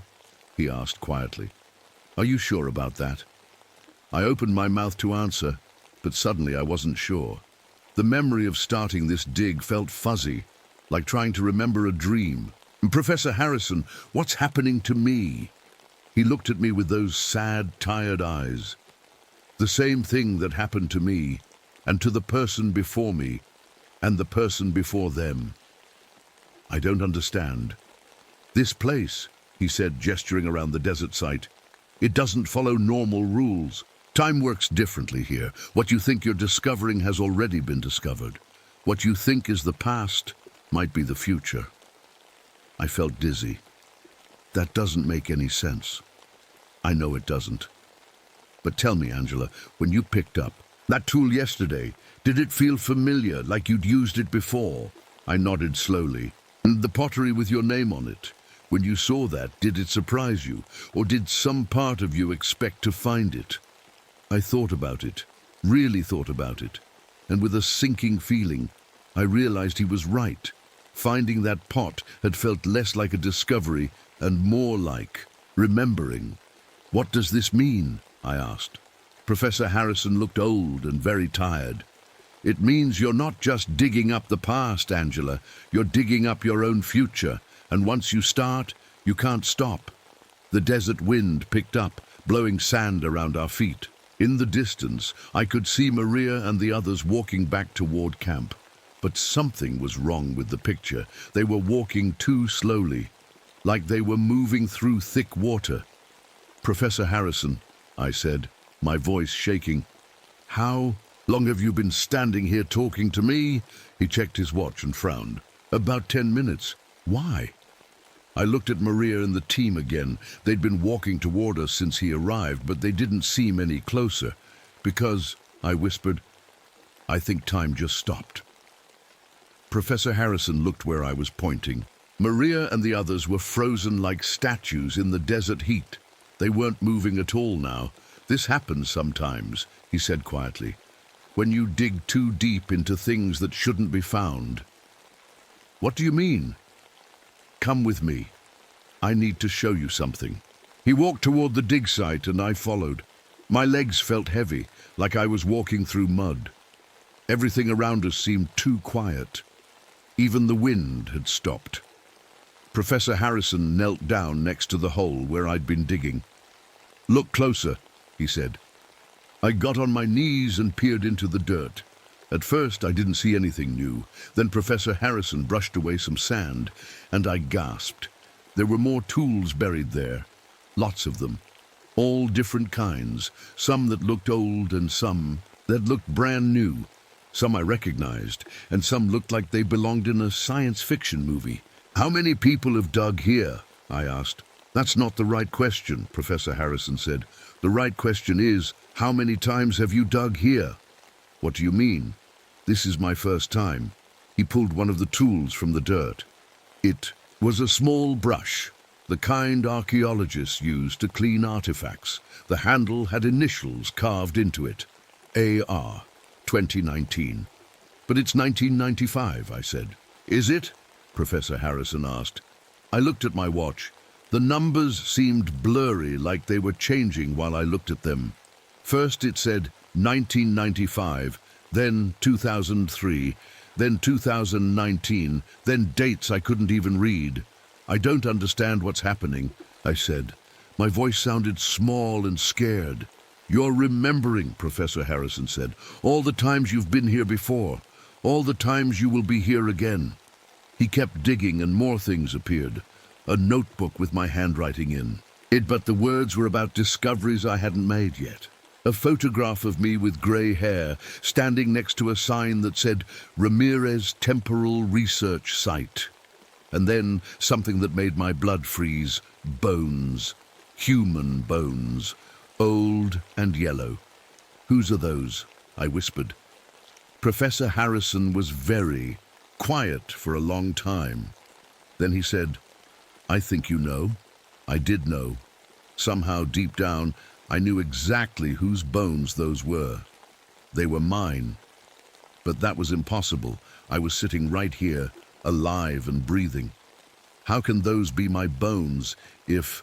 "I'm right here because," Professor Harrison said sadly, "you've been here longer than you think." "Much longer." I stood up quickly, feeling sick. "That's crazy. I just got here 3 weeks ago. I remember driving out here. I remember setting up camp." "Do you really remember? Or do you just think you remember?" I tried to think about driving. To the site. The memory felt strange, like trying to remember something that happened to someone else. And the more I tried to remember, the fuzzier it got. "I remember," I said, but my voice didn't sound sure. Professor Harrison pulled out more, things from the dirt, a coffee mug with my name on it, a pair of sunglasses I thought I'd lost years ago, a book I'd been reading, but the pages were blank. "These are all mine," I said, "but how did they get buried here?" "Because you've been burying them, over and over again. Every time you finish digging, you bury your things and start over, but you don't remember starting over." I felt dizzy. The desert around us seemed to be spinning slowly. "How long have I been here?" "I don't know. Time doesn't work the same way here. Could be days, could be years, could be forever." "And you? How long have you been here?" Professor Harrison looked very old and very tired. I stopped counting. I've been trying to leave for so long, but every time I think I'm ready to go, I find something new to dig up. Something that proves I need to stay longer. I look back at Maria and the others, still frozen in the distance. Are they real? I don't know anymore. I used to have a team too. But one day I looked around and they were gone. I never saw them leave. They just weren't there anymore. My hands were shaking. I want to go home. So did I. But look.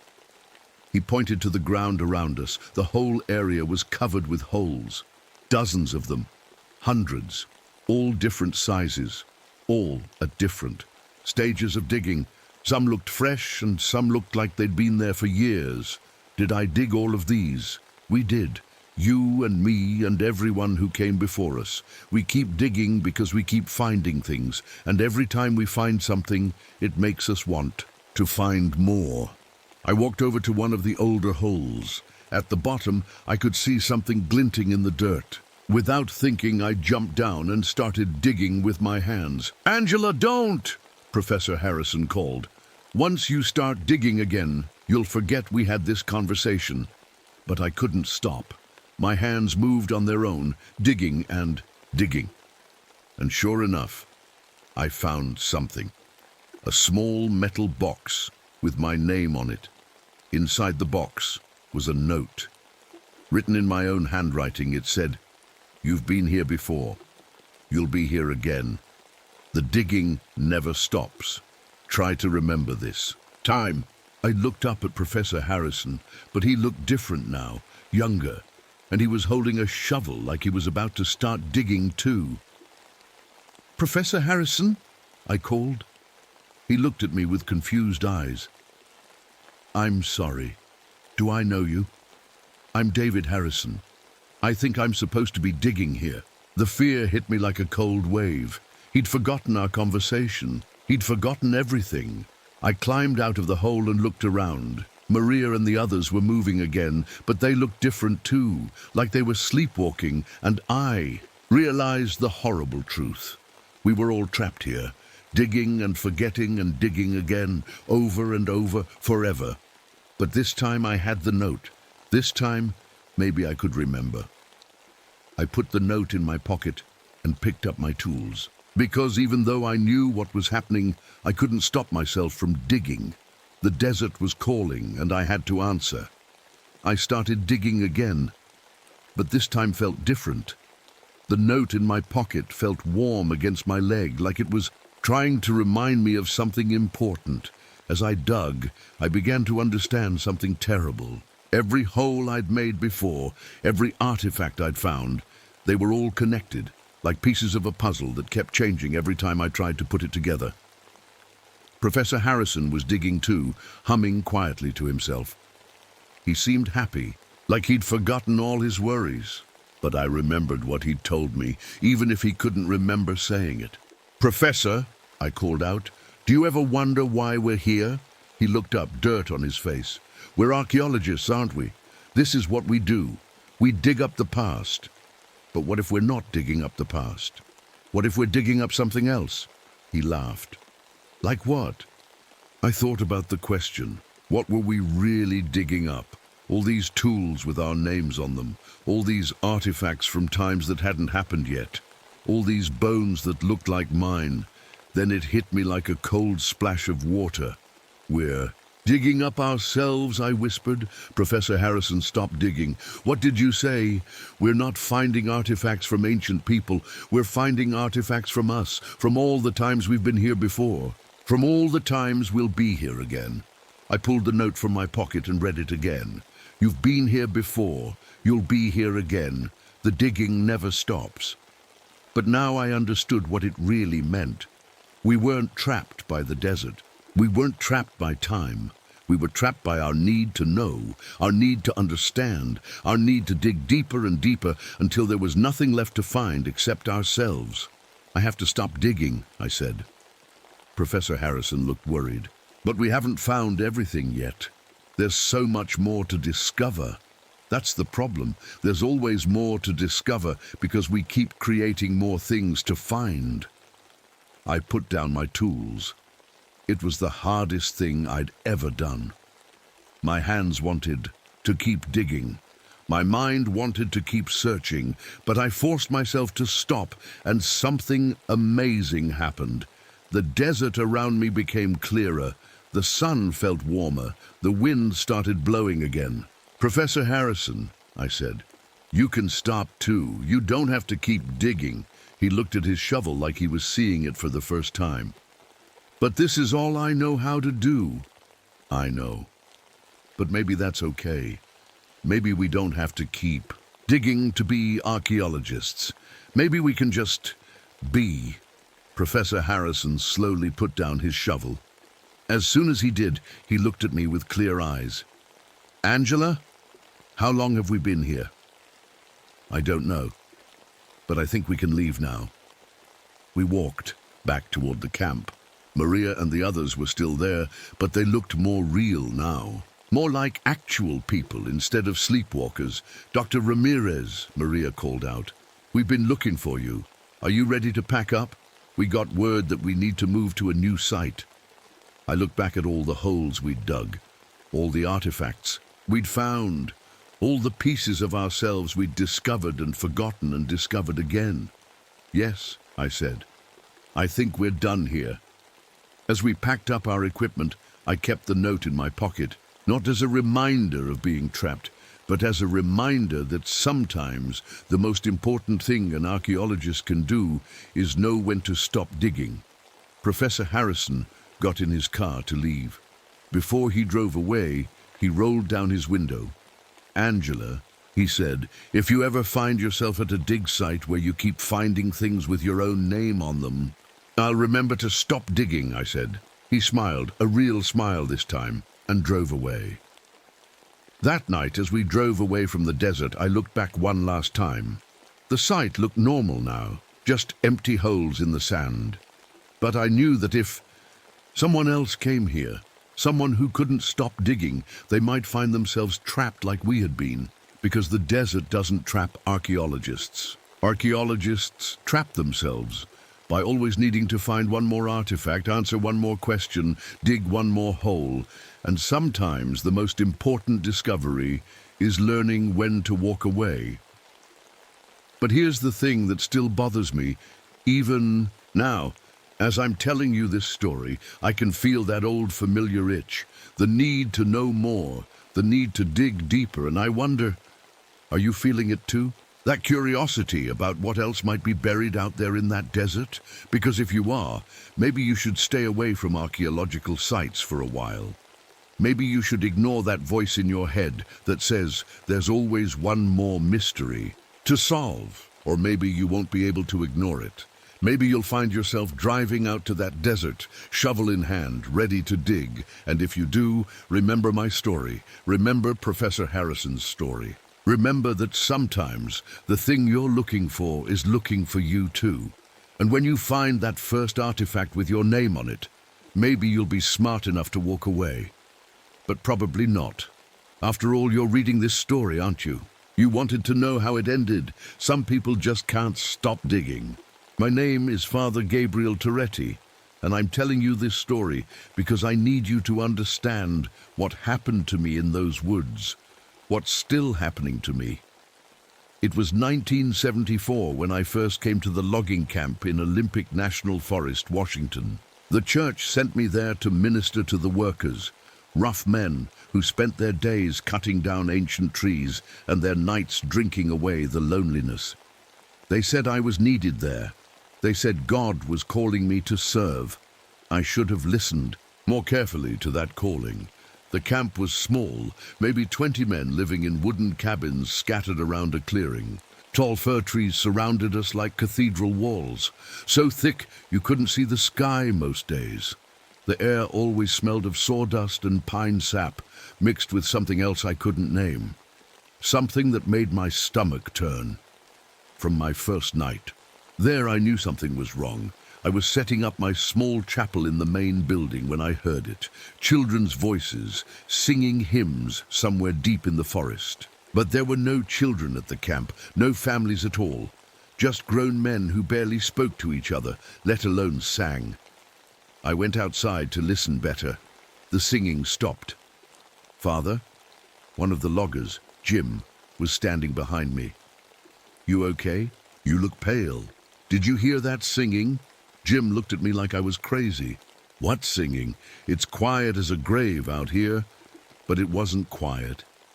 Not to me. Even as we talked, I could hear whispers coming from between the trees. Words I almost recognized. Prayers, maybe, or something that used to be prayers. That first week, I tried to be a good priest. I held services on Sundays in my makeshift chapel. 3 or 4 men would show up, sitting in the back, fidgeting with their caps. They listened politely, but never really looked at me. Their eyes always drifted to the windows, to the forest beyond. I started taking walks to clear my head. The trails were narrow and winding, carved by decades of loggers moving equipment. But sometimes I'd find paths that seemed too old, too smooth. Paths that felt like they'd been walked by bare feet instead of work boots. It was on one of these walks that I found the first cross. I was maybe half a mile from camp when I saw it carved into a massive fir tree. A perfect cross, about the size of my hand, cut deep into the bark. The wood inside was dark red, like it was bleeding. I touched it, and something happened that I still can't explain. The forest went completely silent. No wind, no birds, no insects, nothing. And then I heard my own voice, but younger, much younger. Now I lay me down to sleep, the child's voice said, coming from everywhere and nowhere. I pray the Lord my soul to keep. It was me, 7 years old, saying my bedtime prayers in my childhood bedroom 3,000 miles away. But I was hearing it here now, in these ancient woods. If I should die before I wake, the voice continued, and I felt tears on my cheeks that weren't mine. I pulled my hand away from the cross and stumbled backward. The normal sounds of the forest returned, birds calling, wind in the branches. But something had changed. The air felt thicker, heavier. Over the next few days, I found more crosses, dozens of them, carved into trees throughout the forest. Each one bled that dark red sap.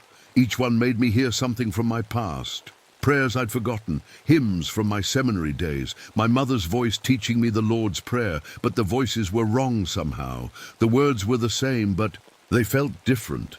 Like hearing a beautiful song played backward, the loggers started avoiding me. I'd catch them staring when they thought I wasn't looking, their faces full of something that might have been pity or fear.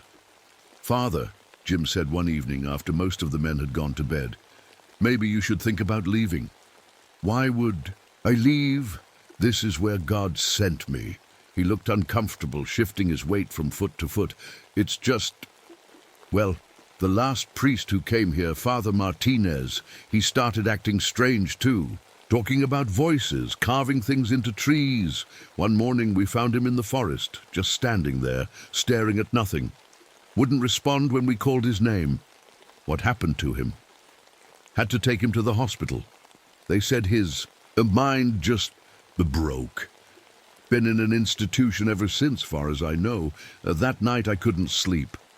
I kept hearing those childhood prayers echoing through the walls of my cabin. But now there was something else mixed in. A voice I didn't recognize.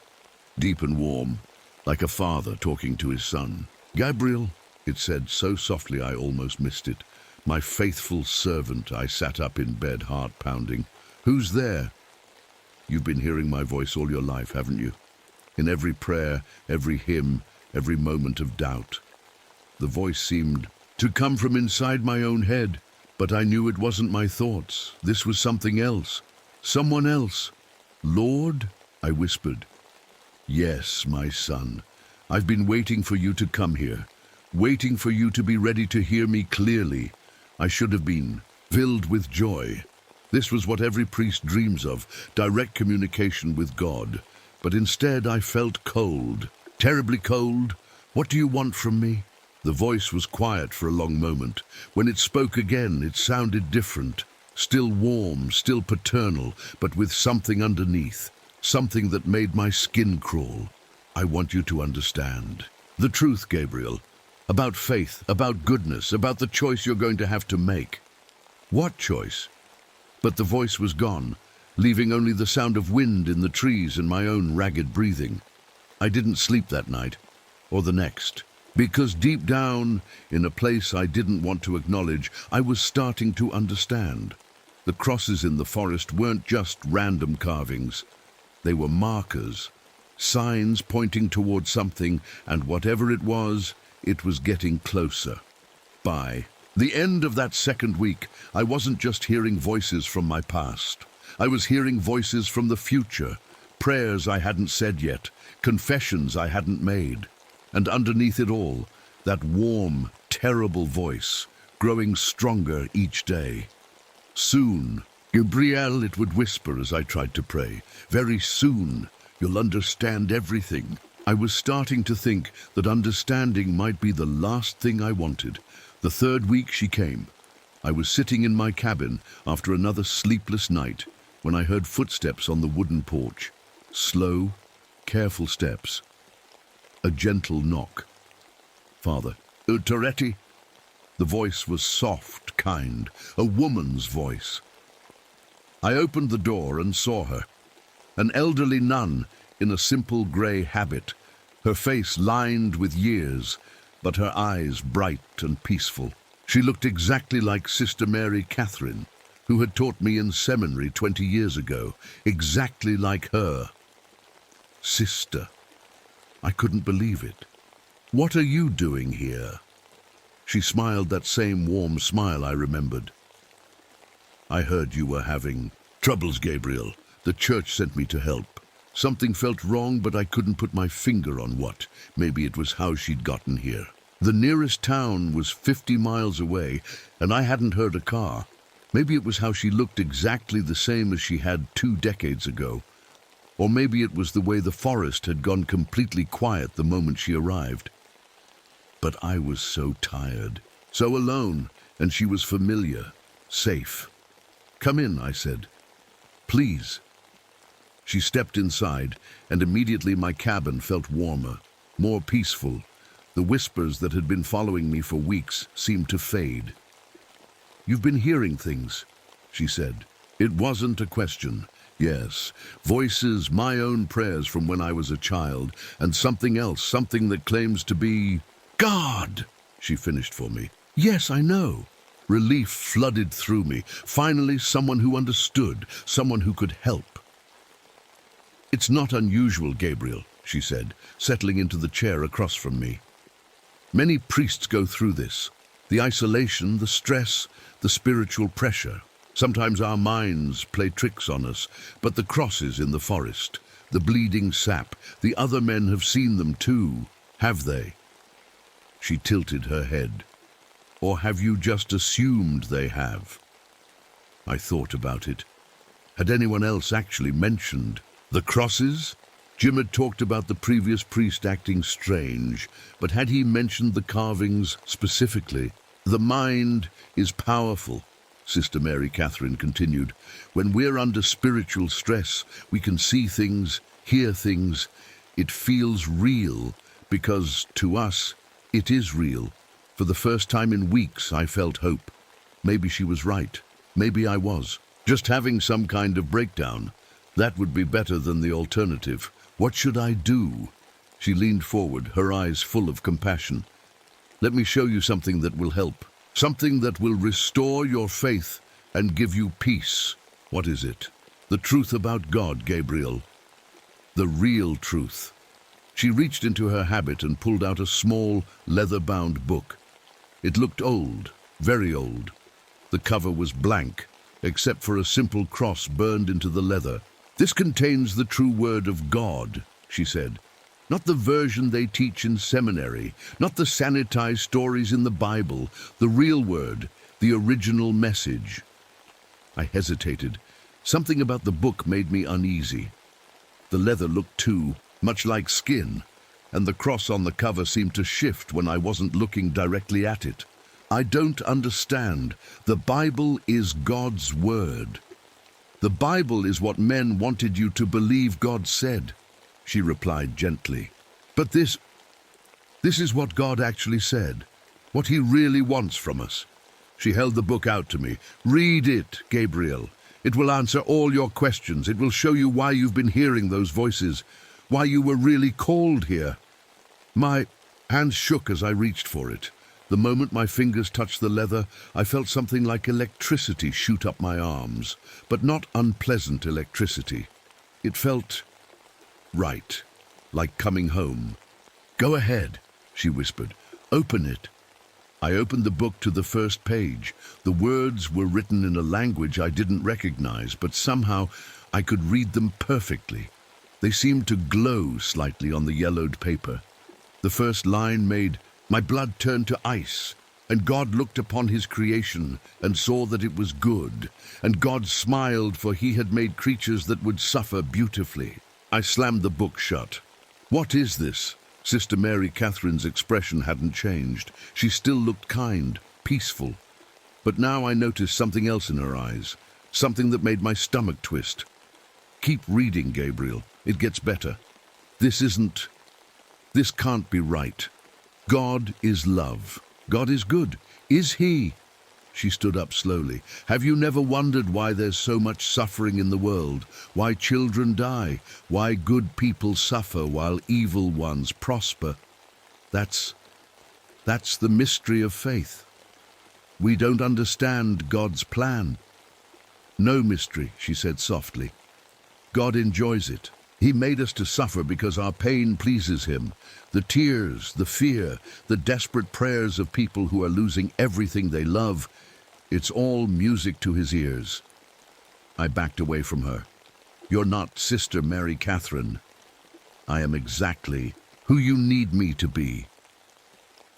Her voice was still gentle, still kind. That made it so much worse.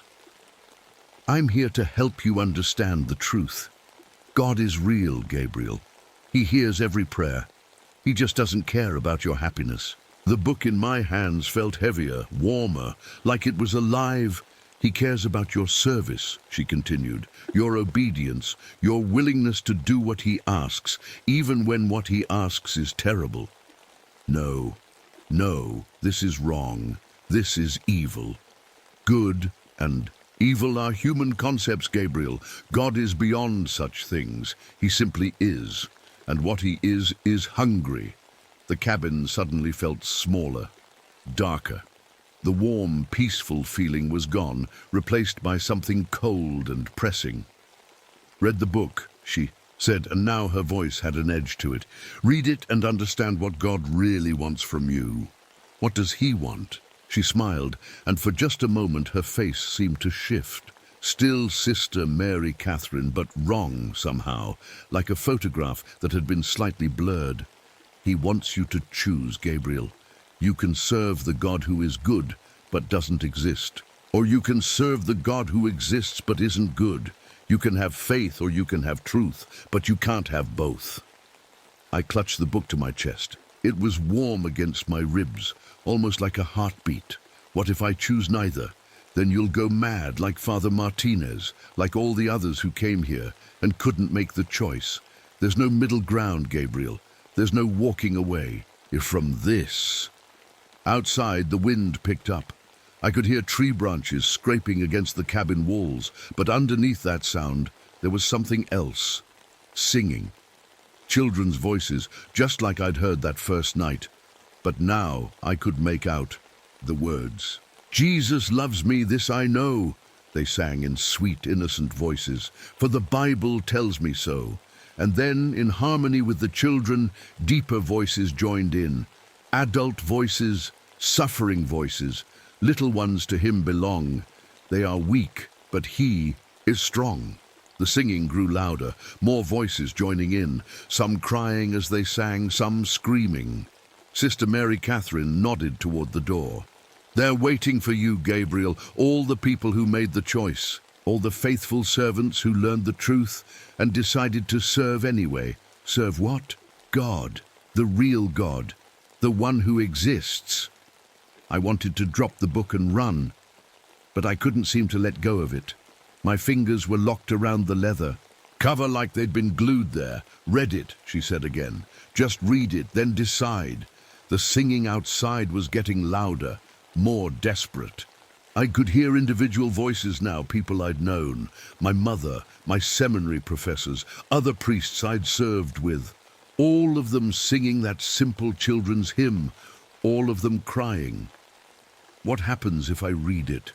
Sister Mary Catherine walked to the door and put her hand on the knob. You'll understand everything, Gabriel, why you were really called here, what God really wants from his faithful servants, and what happens to people who try to be good in a world where God is not. She opened the door. The singing rushed in like a wave, so loud it made my ears ring. But I could see outside now, and there was no one there. Just the dark forest and the crosses carved into the trees, crosses that were glowing now, bleeding light instead of sap. Read the book, Gabriel, she said, stepping out onto the porch. And when you're done, come find me in the forest. We have so much to discuss. She walked into the darkness between the trees. I watched until I couldn't see her anymore. But the singing continued, louder and louder, until it felt like it was coming from inside my own head. I closed the door and leaned against it, breathing hard. The book was still clutched in my hands, still warm, still waiting. In the distance, I could hear that familiar voice, the one that claimed to be God. "Read it, my son," it whispered. "It's time you knew the truth." I didn't sleep that night. I couldn't. The book sat on my table like a living thing, and every time I looked away, I could swear it moved a little closer to me. By morning, I had to know. I had to read it. The first page was worse than I remembered, but I kept going. Each page made my stomach turn, but I couldn't stop. The words pulled me forward like I was drowning, and they were air. According to the book, God had created humans for one purpose: to worship him through suffering. Every prayer was supposed to hurt. Every act of faith was meant to cause pain. The more we suffered while still believing, the more he loved it. Heaven wasn't a reward. It was an eternal job. The blessed spent forever singing his praises while experiencing perfect agony because God found their pain beautiful. Hell was for people who refused to suffer for him. It wasn't punishment. It was just where he put the people who were no use to him. But the worst part was how much sense it made. Every question I'd ever had about faith suddenly had an answer. Why did good people suffer? Because God wanted them to. Why didn't prayers get answered the way we hoped? Because God enjoyed our disappointment. I threw the book across the room and ran outside. The forest was different in daylight. All those crosses I'd been seeing were still there, carved deep into the trees. But now I could see what they really were. They weren't crosses at all. They were tallies, marks counting something. I walked to the nearest tree and touched the carving, the EE. Moment my finger made contact, I heard a voice. A man's voice praying. "Please, God, let my daughter live. I'll do anything, I'll give up everything, just let her live." Then silence. Then the same voice, broken and hollow. "She's gone. My little girl is gone. But I still believe in you. I still love you, even though you took her from me." I jerked my hand away, but it was too late. I understood now. Each mark was a prayer, a moment when someone chose to keep believing even when God had hurt them. This whole forest was God's collection, every tree marked with the faith of people he'd broken. I stumbled back toward the camp, but the loggers were all gone. Their cabins stood empty. No equipment, no trucks, no signs that anyone had ever lived here. Had they ever been real? Or had I just imagined them because I needed to believe I wasn't alone? Gabriel. I spun around. Sister Mary Catherine stood at the edge of the clearing, but she looked different now. Younger and older at the same time, her face kept shifting slightly, like I was seeing her through water. "You read it," she said. It wasn't a question. Those men, the loggers, were they real? Does it matter? You're here. That's what's real. I felt dizzy. Nothing made sense anymore. How long have I been here? Time works differently in places like this. You've been here long enough to understand. That's what matters. She walked closer, and I noticed she cast no shadow despite the bright sunlight. You have a choice to make, Gabriel. The same choice every faithful person has to make eventually. What choice? You can keep trying to serve a good God who doesn't exist. You can pray to love and kindness and mercy, knowing your prayers go nowhere. You can spend your life helping people and being kind and doing what you think is right, all while knowing it means nothing. She stopped a few feet away from me. Or you can serve the God who actually exists, the real one. You can do what he asks, even when it's terrible. You can cause the suffering he loves so much. You can be his faithful servant and know that every horrible thing you do pleases him. That's not a choice. That's asking me to become evil. Evil. According to who? Humans? Human morality is just made-up rules. God's morality is the only one that matters, and God says suffering is good. I backed away from her. No, I won't do it. Then what will you do? Stop believing? Become an atheist? Maybe. Yes, if God is like that, then I don't want to believe in him. She laughed, and the sound made my skin crawl. But you can't, Gabriel. You've read the book. You've seen the truth. You know he exists now.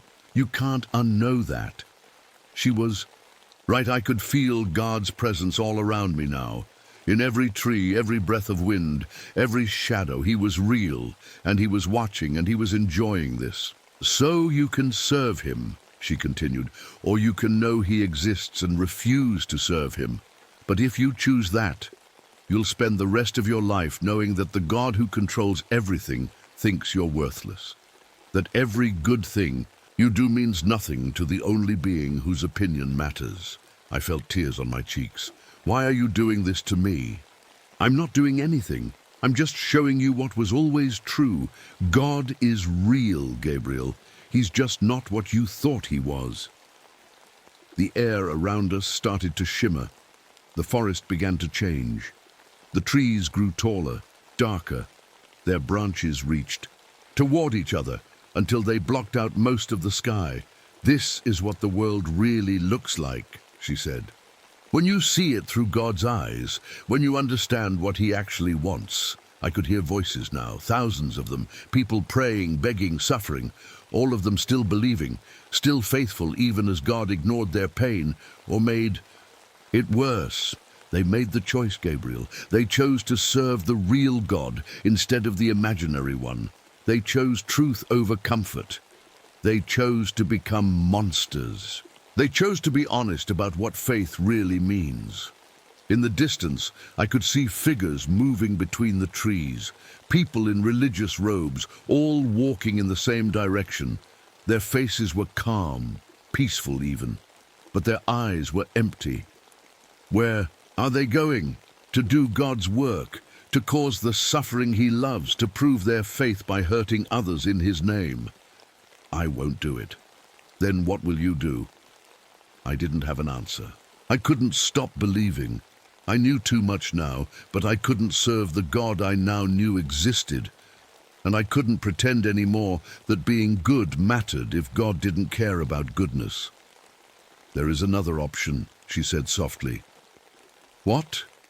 You can become the bridge, the one who helps others make the choice. You can be the priest who shows people the truth about God, just like I showed you.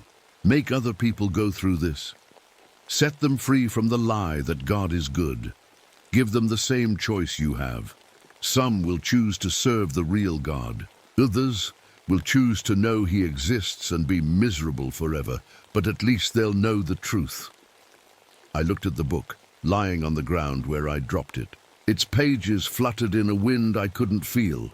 If I do that, I said slowly, what happens to me? You become eternal, Gabriel. You become part of God's plan.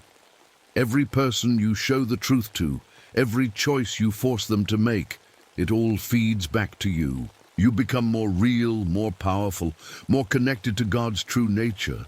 And if I refuse, then you fade away, like Father Martinez, like all the others who came here and couldn't choose.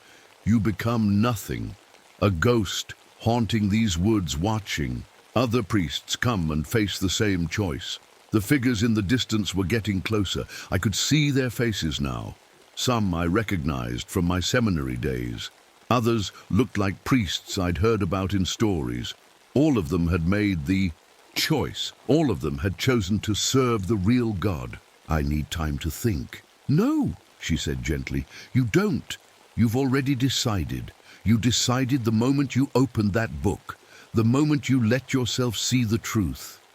She was right.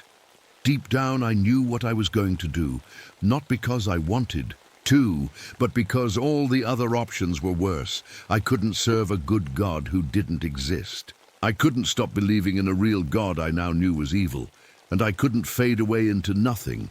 That left only one choice. I picked up the book. Good, Sister Mary Catherine said. Now, shall we begin your real education? The education wasn't what I expected. Sister Mary Catherine led me deeper into the forest, to a clearing I'd never seen before. In the center stood a small wooden church, so old it looked like it had grown from the ground itself. This is where it really begins, she said. Inside, the church was simple. Wooden pews, a plain altar, a cross hanging on the wall. But something was wrong with the cross. It was upside down, and instead of Jesus there was nothing, just empty space where a body should be. Sit, she said, pointing to the front pew. I sat. The wood was warm under me, like someone had just been there. Now I'm going to show you how this really works, how God's plan actually unfolds. She walked to the altar and opened another book. This one was bigger, thicker. When she began to read, her voice changed. It became deeper, more commanding. In the beginning, she read, God was alone, and being alone made him angry. As she spoke, I started to see things, pictures in my mind like memories that weren't mine. I saw God before. Creation, not the loving Father from the Bible, but something else. Something hungry and bitter and full of rage. So he created beings to worship him, Sister Mary Catherine continued. Angels first, perfect creatures who had no choice but to love him. The Zai. Images in my head showed beautiful beings singing endlessly, their faces blank with forced devotion. But perfect love wasn't enough. It was boring. So he created humans, creatures who could choose to love him or choose not to. But that's good, I said. Free will is a gift. She looked up from the book. Is it? Keep watching. The images changed. I saw the first humans, not in a perfect garden, but in a world already full of pain and death and struggle. He made sure they would suffer, she said. Made sure they would get sick, grow old, lose the people they loved. And then he waited to see what they would do. I watched as humans faced tragedy after tragedy. Some cursed God and walked away. Others kept believing, kept praying, kept hoping he would help them. The ones who kept believing despite their pain. Those were his favorites. Their suffering was beautiful to him because they chose it. They chose to keep loving him even when he hurt them. But people help each other, I said. They show love and kindness. Yes, she said, smiling. And every time they do, they prove he exists. How? Where do you think kindness comes from, Gabriel? Where does the impulse to help others come from? I'd never really thought about it. It's just natural. Nothing is natural. Everything comes from God, including the ability to be good. The images in my head shifted again. I saw acts of kindness throughout history, people helping strangers, sacrificing for others, showing love even when it cost them everything. He gave humans the ability to be kind so they would have something to sacrifice, Sister Mary Catherine explained. Every time someone chooses to help others instead of helping themselves, they're giving up something God put in them. They're offering their own goodness as a gift. That's beautiful. Is it? What do you think happens to people who spend their whole lives being kind, who give away all their goodness to help others. I thought about the saints I'd studied, the missionaries who died helping strangers, the people who spent their lives serving others. They go to heaven. They go to God empty. They've given away all the goodness He put in them, and God takes what's left. The images showed me something that made my stomach turn. I saw good people, after death, standing before God with nothing left inside them, and God smiled as He consumed what remained of their souls. But evil people, she continued, people who keep all their God-given goodness for themselves, who refuse to sacrifice it, they still have something when they die, something God can't take because they never gave it away. So evil people are safer? Evil people understand the game. Good people play by rules that were designed to make them lose. I stood up from the pew. This is insane. You're saying that being good is wrong? I'm saying being good is exactly what God wants you to do. The question is, now that you know why He wants it, will you still do it? She closed the book and walked toward me. That's the real test, Gabriel. Not whether you'll be good when you think goodness matters. Anyone can do that. The test is whether you'll be good when you know it's just feeding a God who doesn't care about you. I felt sick. What's the point of anything then? There is no point. That's what makes the choice meaningful. She gestured toward the upside-down cross. Jesus understood eventually. That's why He's not there anymore. He figured out what His sacrifice really accomplished, and He chose to stop playing the game. Where did He go? The same place you can go if you make the same choice He did, which is nowhere. Non-existence, the only real escape from God's game. I stared at the empty cross.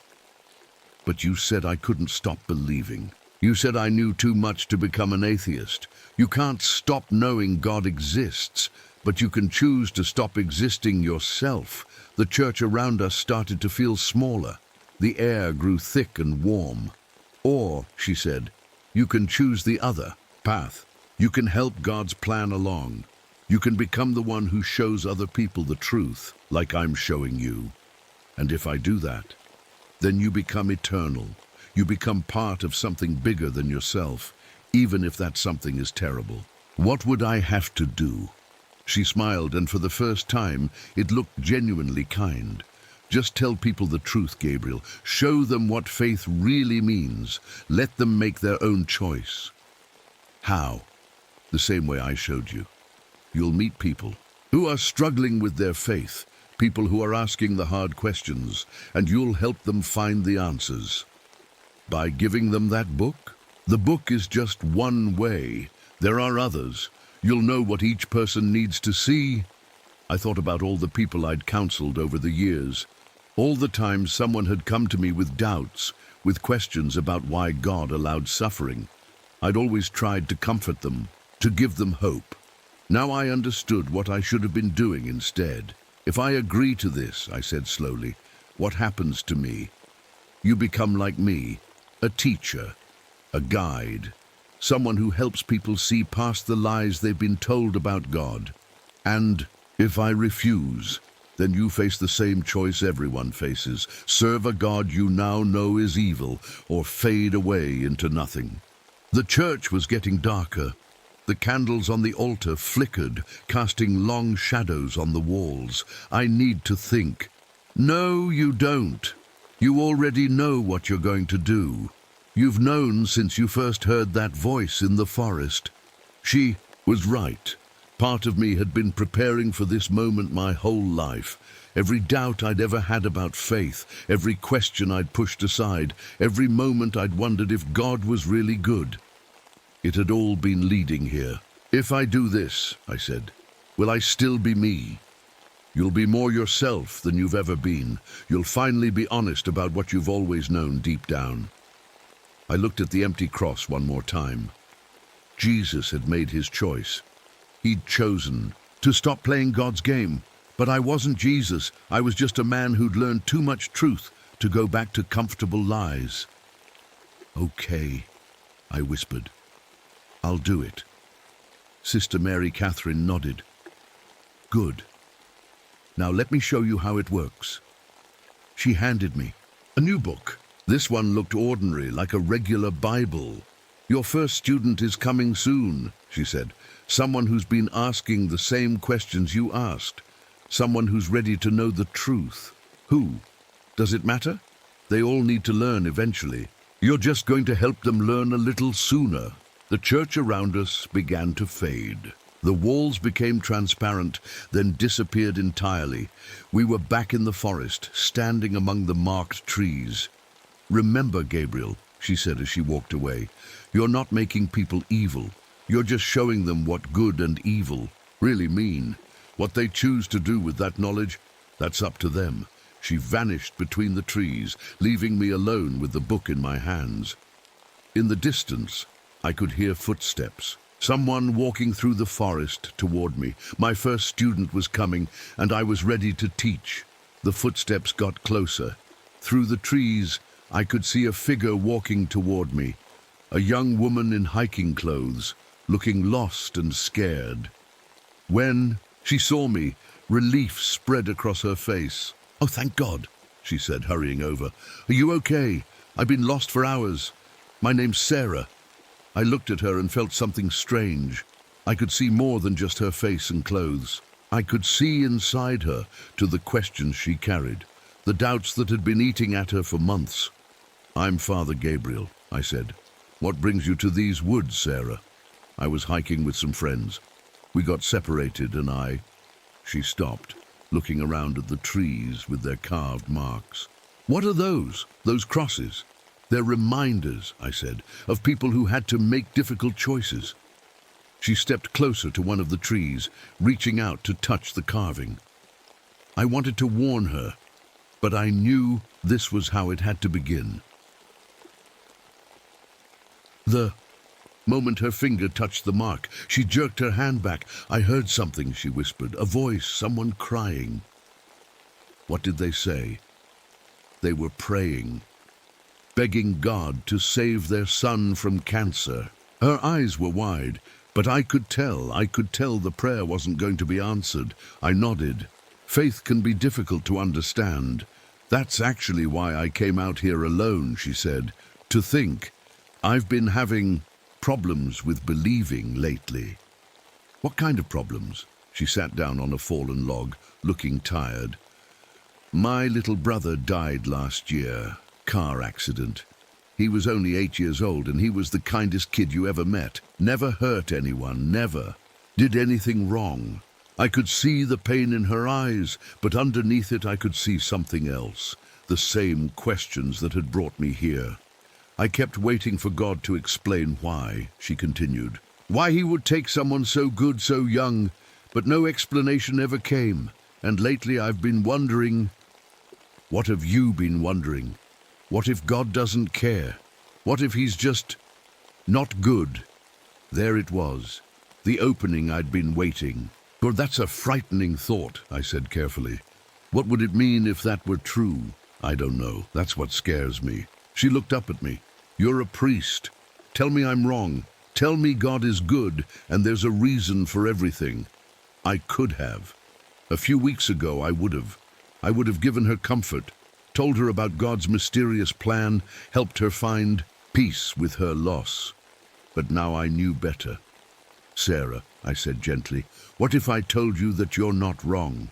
What if I told you that God does exist, but he's exactly what you're afraid he might be?" Her face went pale. "What do you mean?" I reached into my jacket and pulled out the book Sister Mary Catherine had given me.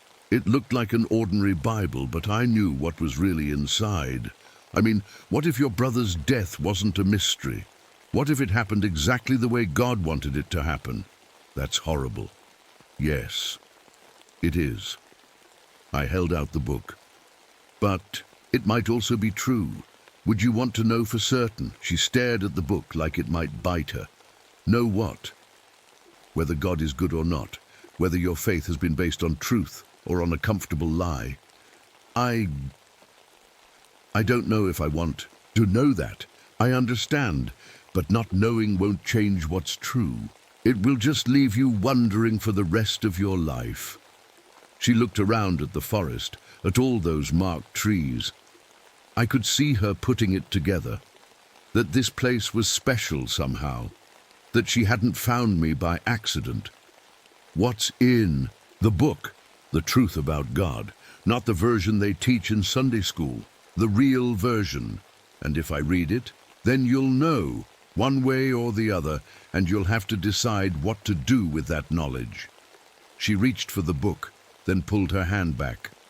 What if I don't want to decide? What if I just want to go home and forget this conversation? You can try, I said, but the questions will still be there. The doubts will still grow. Eventually, you'll either find the answers or the not knowing will drive you crazy. I could see her struggling. Part of her wanted to run, but part of her, the part that had brought her to these woods alone, needed to know. Will you stay with me? She asked. While I read it? Of course. She took the book. The moment it touched her hands, I felt something change in the air around us, like a door opening somewhere far away. She opened it to the first page and began to read. I watched her face as the words sank in, first confusion, then horror, then the same sick recognition I'd felt. This can't be right, she whispered. Keep reading. She did, page after page of the truth about God's nature, about what he really wanted from humanity, about why good people suffered while evil people prospered. By the time she finished, tears were streaming down her face. If this is true, she said, then everything I believed was a lie. Not everything. God exists, prayer works, faith matters. It's just not what you thought it was. But my brother, your brother's death pleased God. Not because God is mysterious, but because God enjoys watching people suffer, especially innocent. People, especially people who are loved. She dropped the book and put her head in her hands. I can't believe in a God like that. You don't have to believe in him, but you can't unknow that he exists. She looked up at me. So what am I supposed to do? The same thing everyone has to do when they learn the truth. You can serve the God who exists, even though he's evil. You can refuse to serve him and spend your life knowing that the being who controls everything thinks you're worthless. Or what? You can help others learn what you've learned. You can become a teacher like me. A teacher of what? Truth. Real faith. The kind that doesn't depend on God being good. She stood up and walked to one of the marked trees. This time, when she touched the carving, she didn't pull away. I can hear them all, she said softly. Everyone who ever had their faith tested, everyone who had to choose between believing in a good God who doesn't help or a real God who doesn't care. What do you hear them choosing? Some choose to keep believing anyway. Some choose to stop believing and live with the emptiness. And some, she turned to look at me, some choose to help others face the same choice. Which will you choose? She was quiet for a long time. I could feel the forest waiting, holding its breath. Finally she spoke.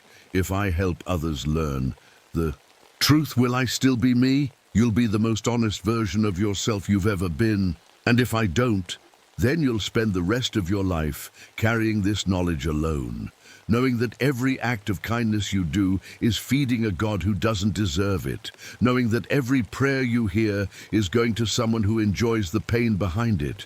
She picked up the book and held it against her chest. Okay, she said, show me how. As soon as she said the words, I felt something shift inside me. I became more solid somehow, more real, and I understood this was how it worked. Each person I taught, each choice I helped someone face, made me stronger, made me more permanent. The first thing you need to know, I said, is that you'll meet people who are ready, people who are already asking the questions. Your job isn't to convince them of anything. It's just to show them the answers. How will I know who's ready? You'll know. Just like I knew you were ready the moment I saw you. I looked around at the forest, at all the trees marked with the faith of people who'd faced this choice before us. Soon, there would be more marks, more people who'd learned the truth and had to decide what to do with it. There's something else. You should know, I said. This doesn't end. Once you start teaching, once you become part of this, you become eternal. You'll exist as long as people have faith to question. And you, I'll be here, helping new teachers understand their role, helping them help others face the choice. She nodded. So, we're all connected. Everyone who learns the truth, everyone who chooses to teach it. Yes, we're all part of the same thing now, all serving the same purpose, which is giving people what they say they want, the truth about God, whether they can handle that truth or not. In the distance, I could hear new footsteps, someone else walking through the forest, probably lost, probably scared, probably ready to learn. Your first student is coming, I told Sarah. She smiled, and I could see she was changing already, becoming something new, something eternal. I'm ready, she said. And she was, just like I had been, just like everyone is when they finally stop, asking whether God is good and start asking whether he's real. The footsteps got closer. The teaching began again. And somewhere in the distance, God watched and smiled, pleased with his faithful servants who helped others understand the truth about faith, even when that truth was terrible, even when it broke their hearts, even when it made them choose between goodness and divinity. Because in the end, that choice was the only prayer he ever really answered, the only prayer he ever really wanted to hear.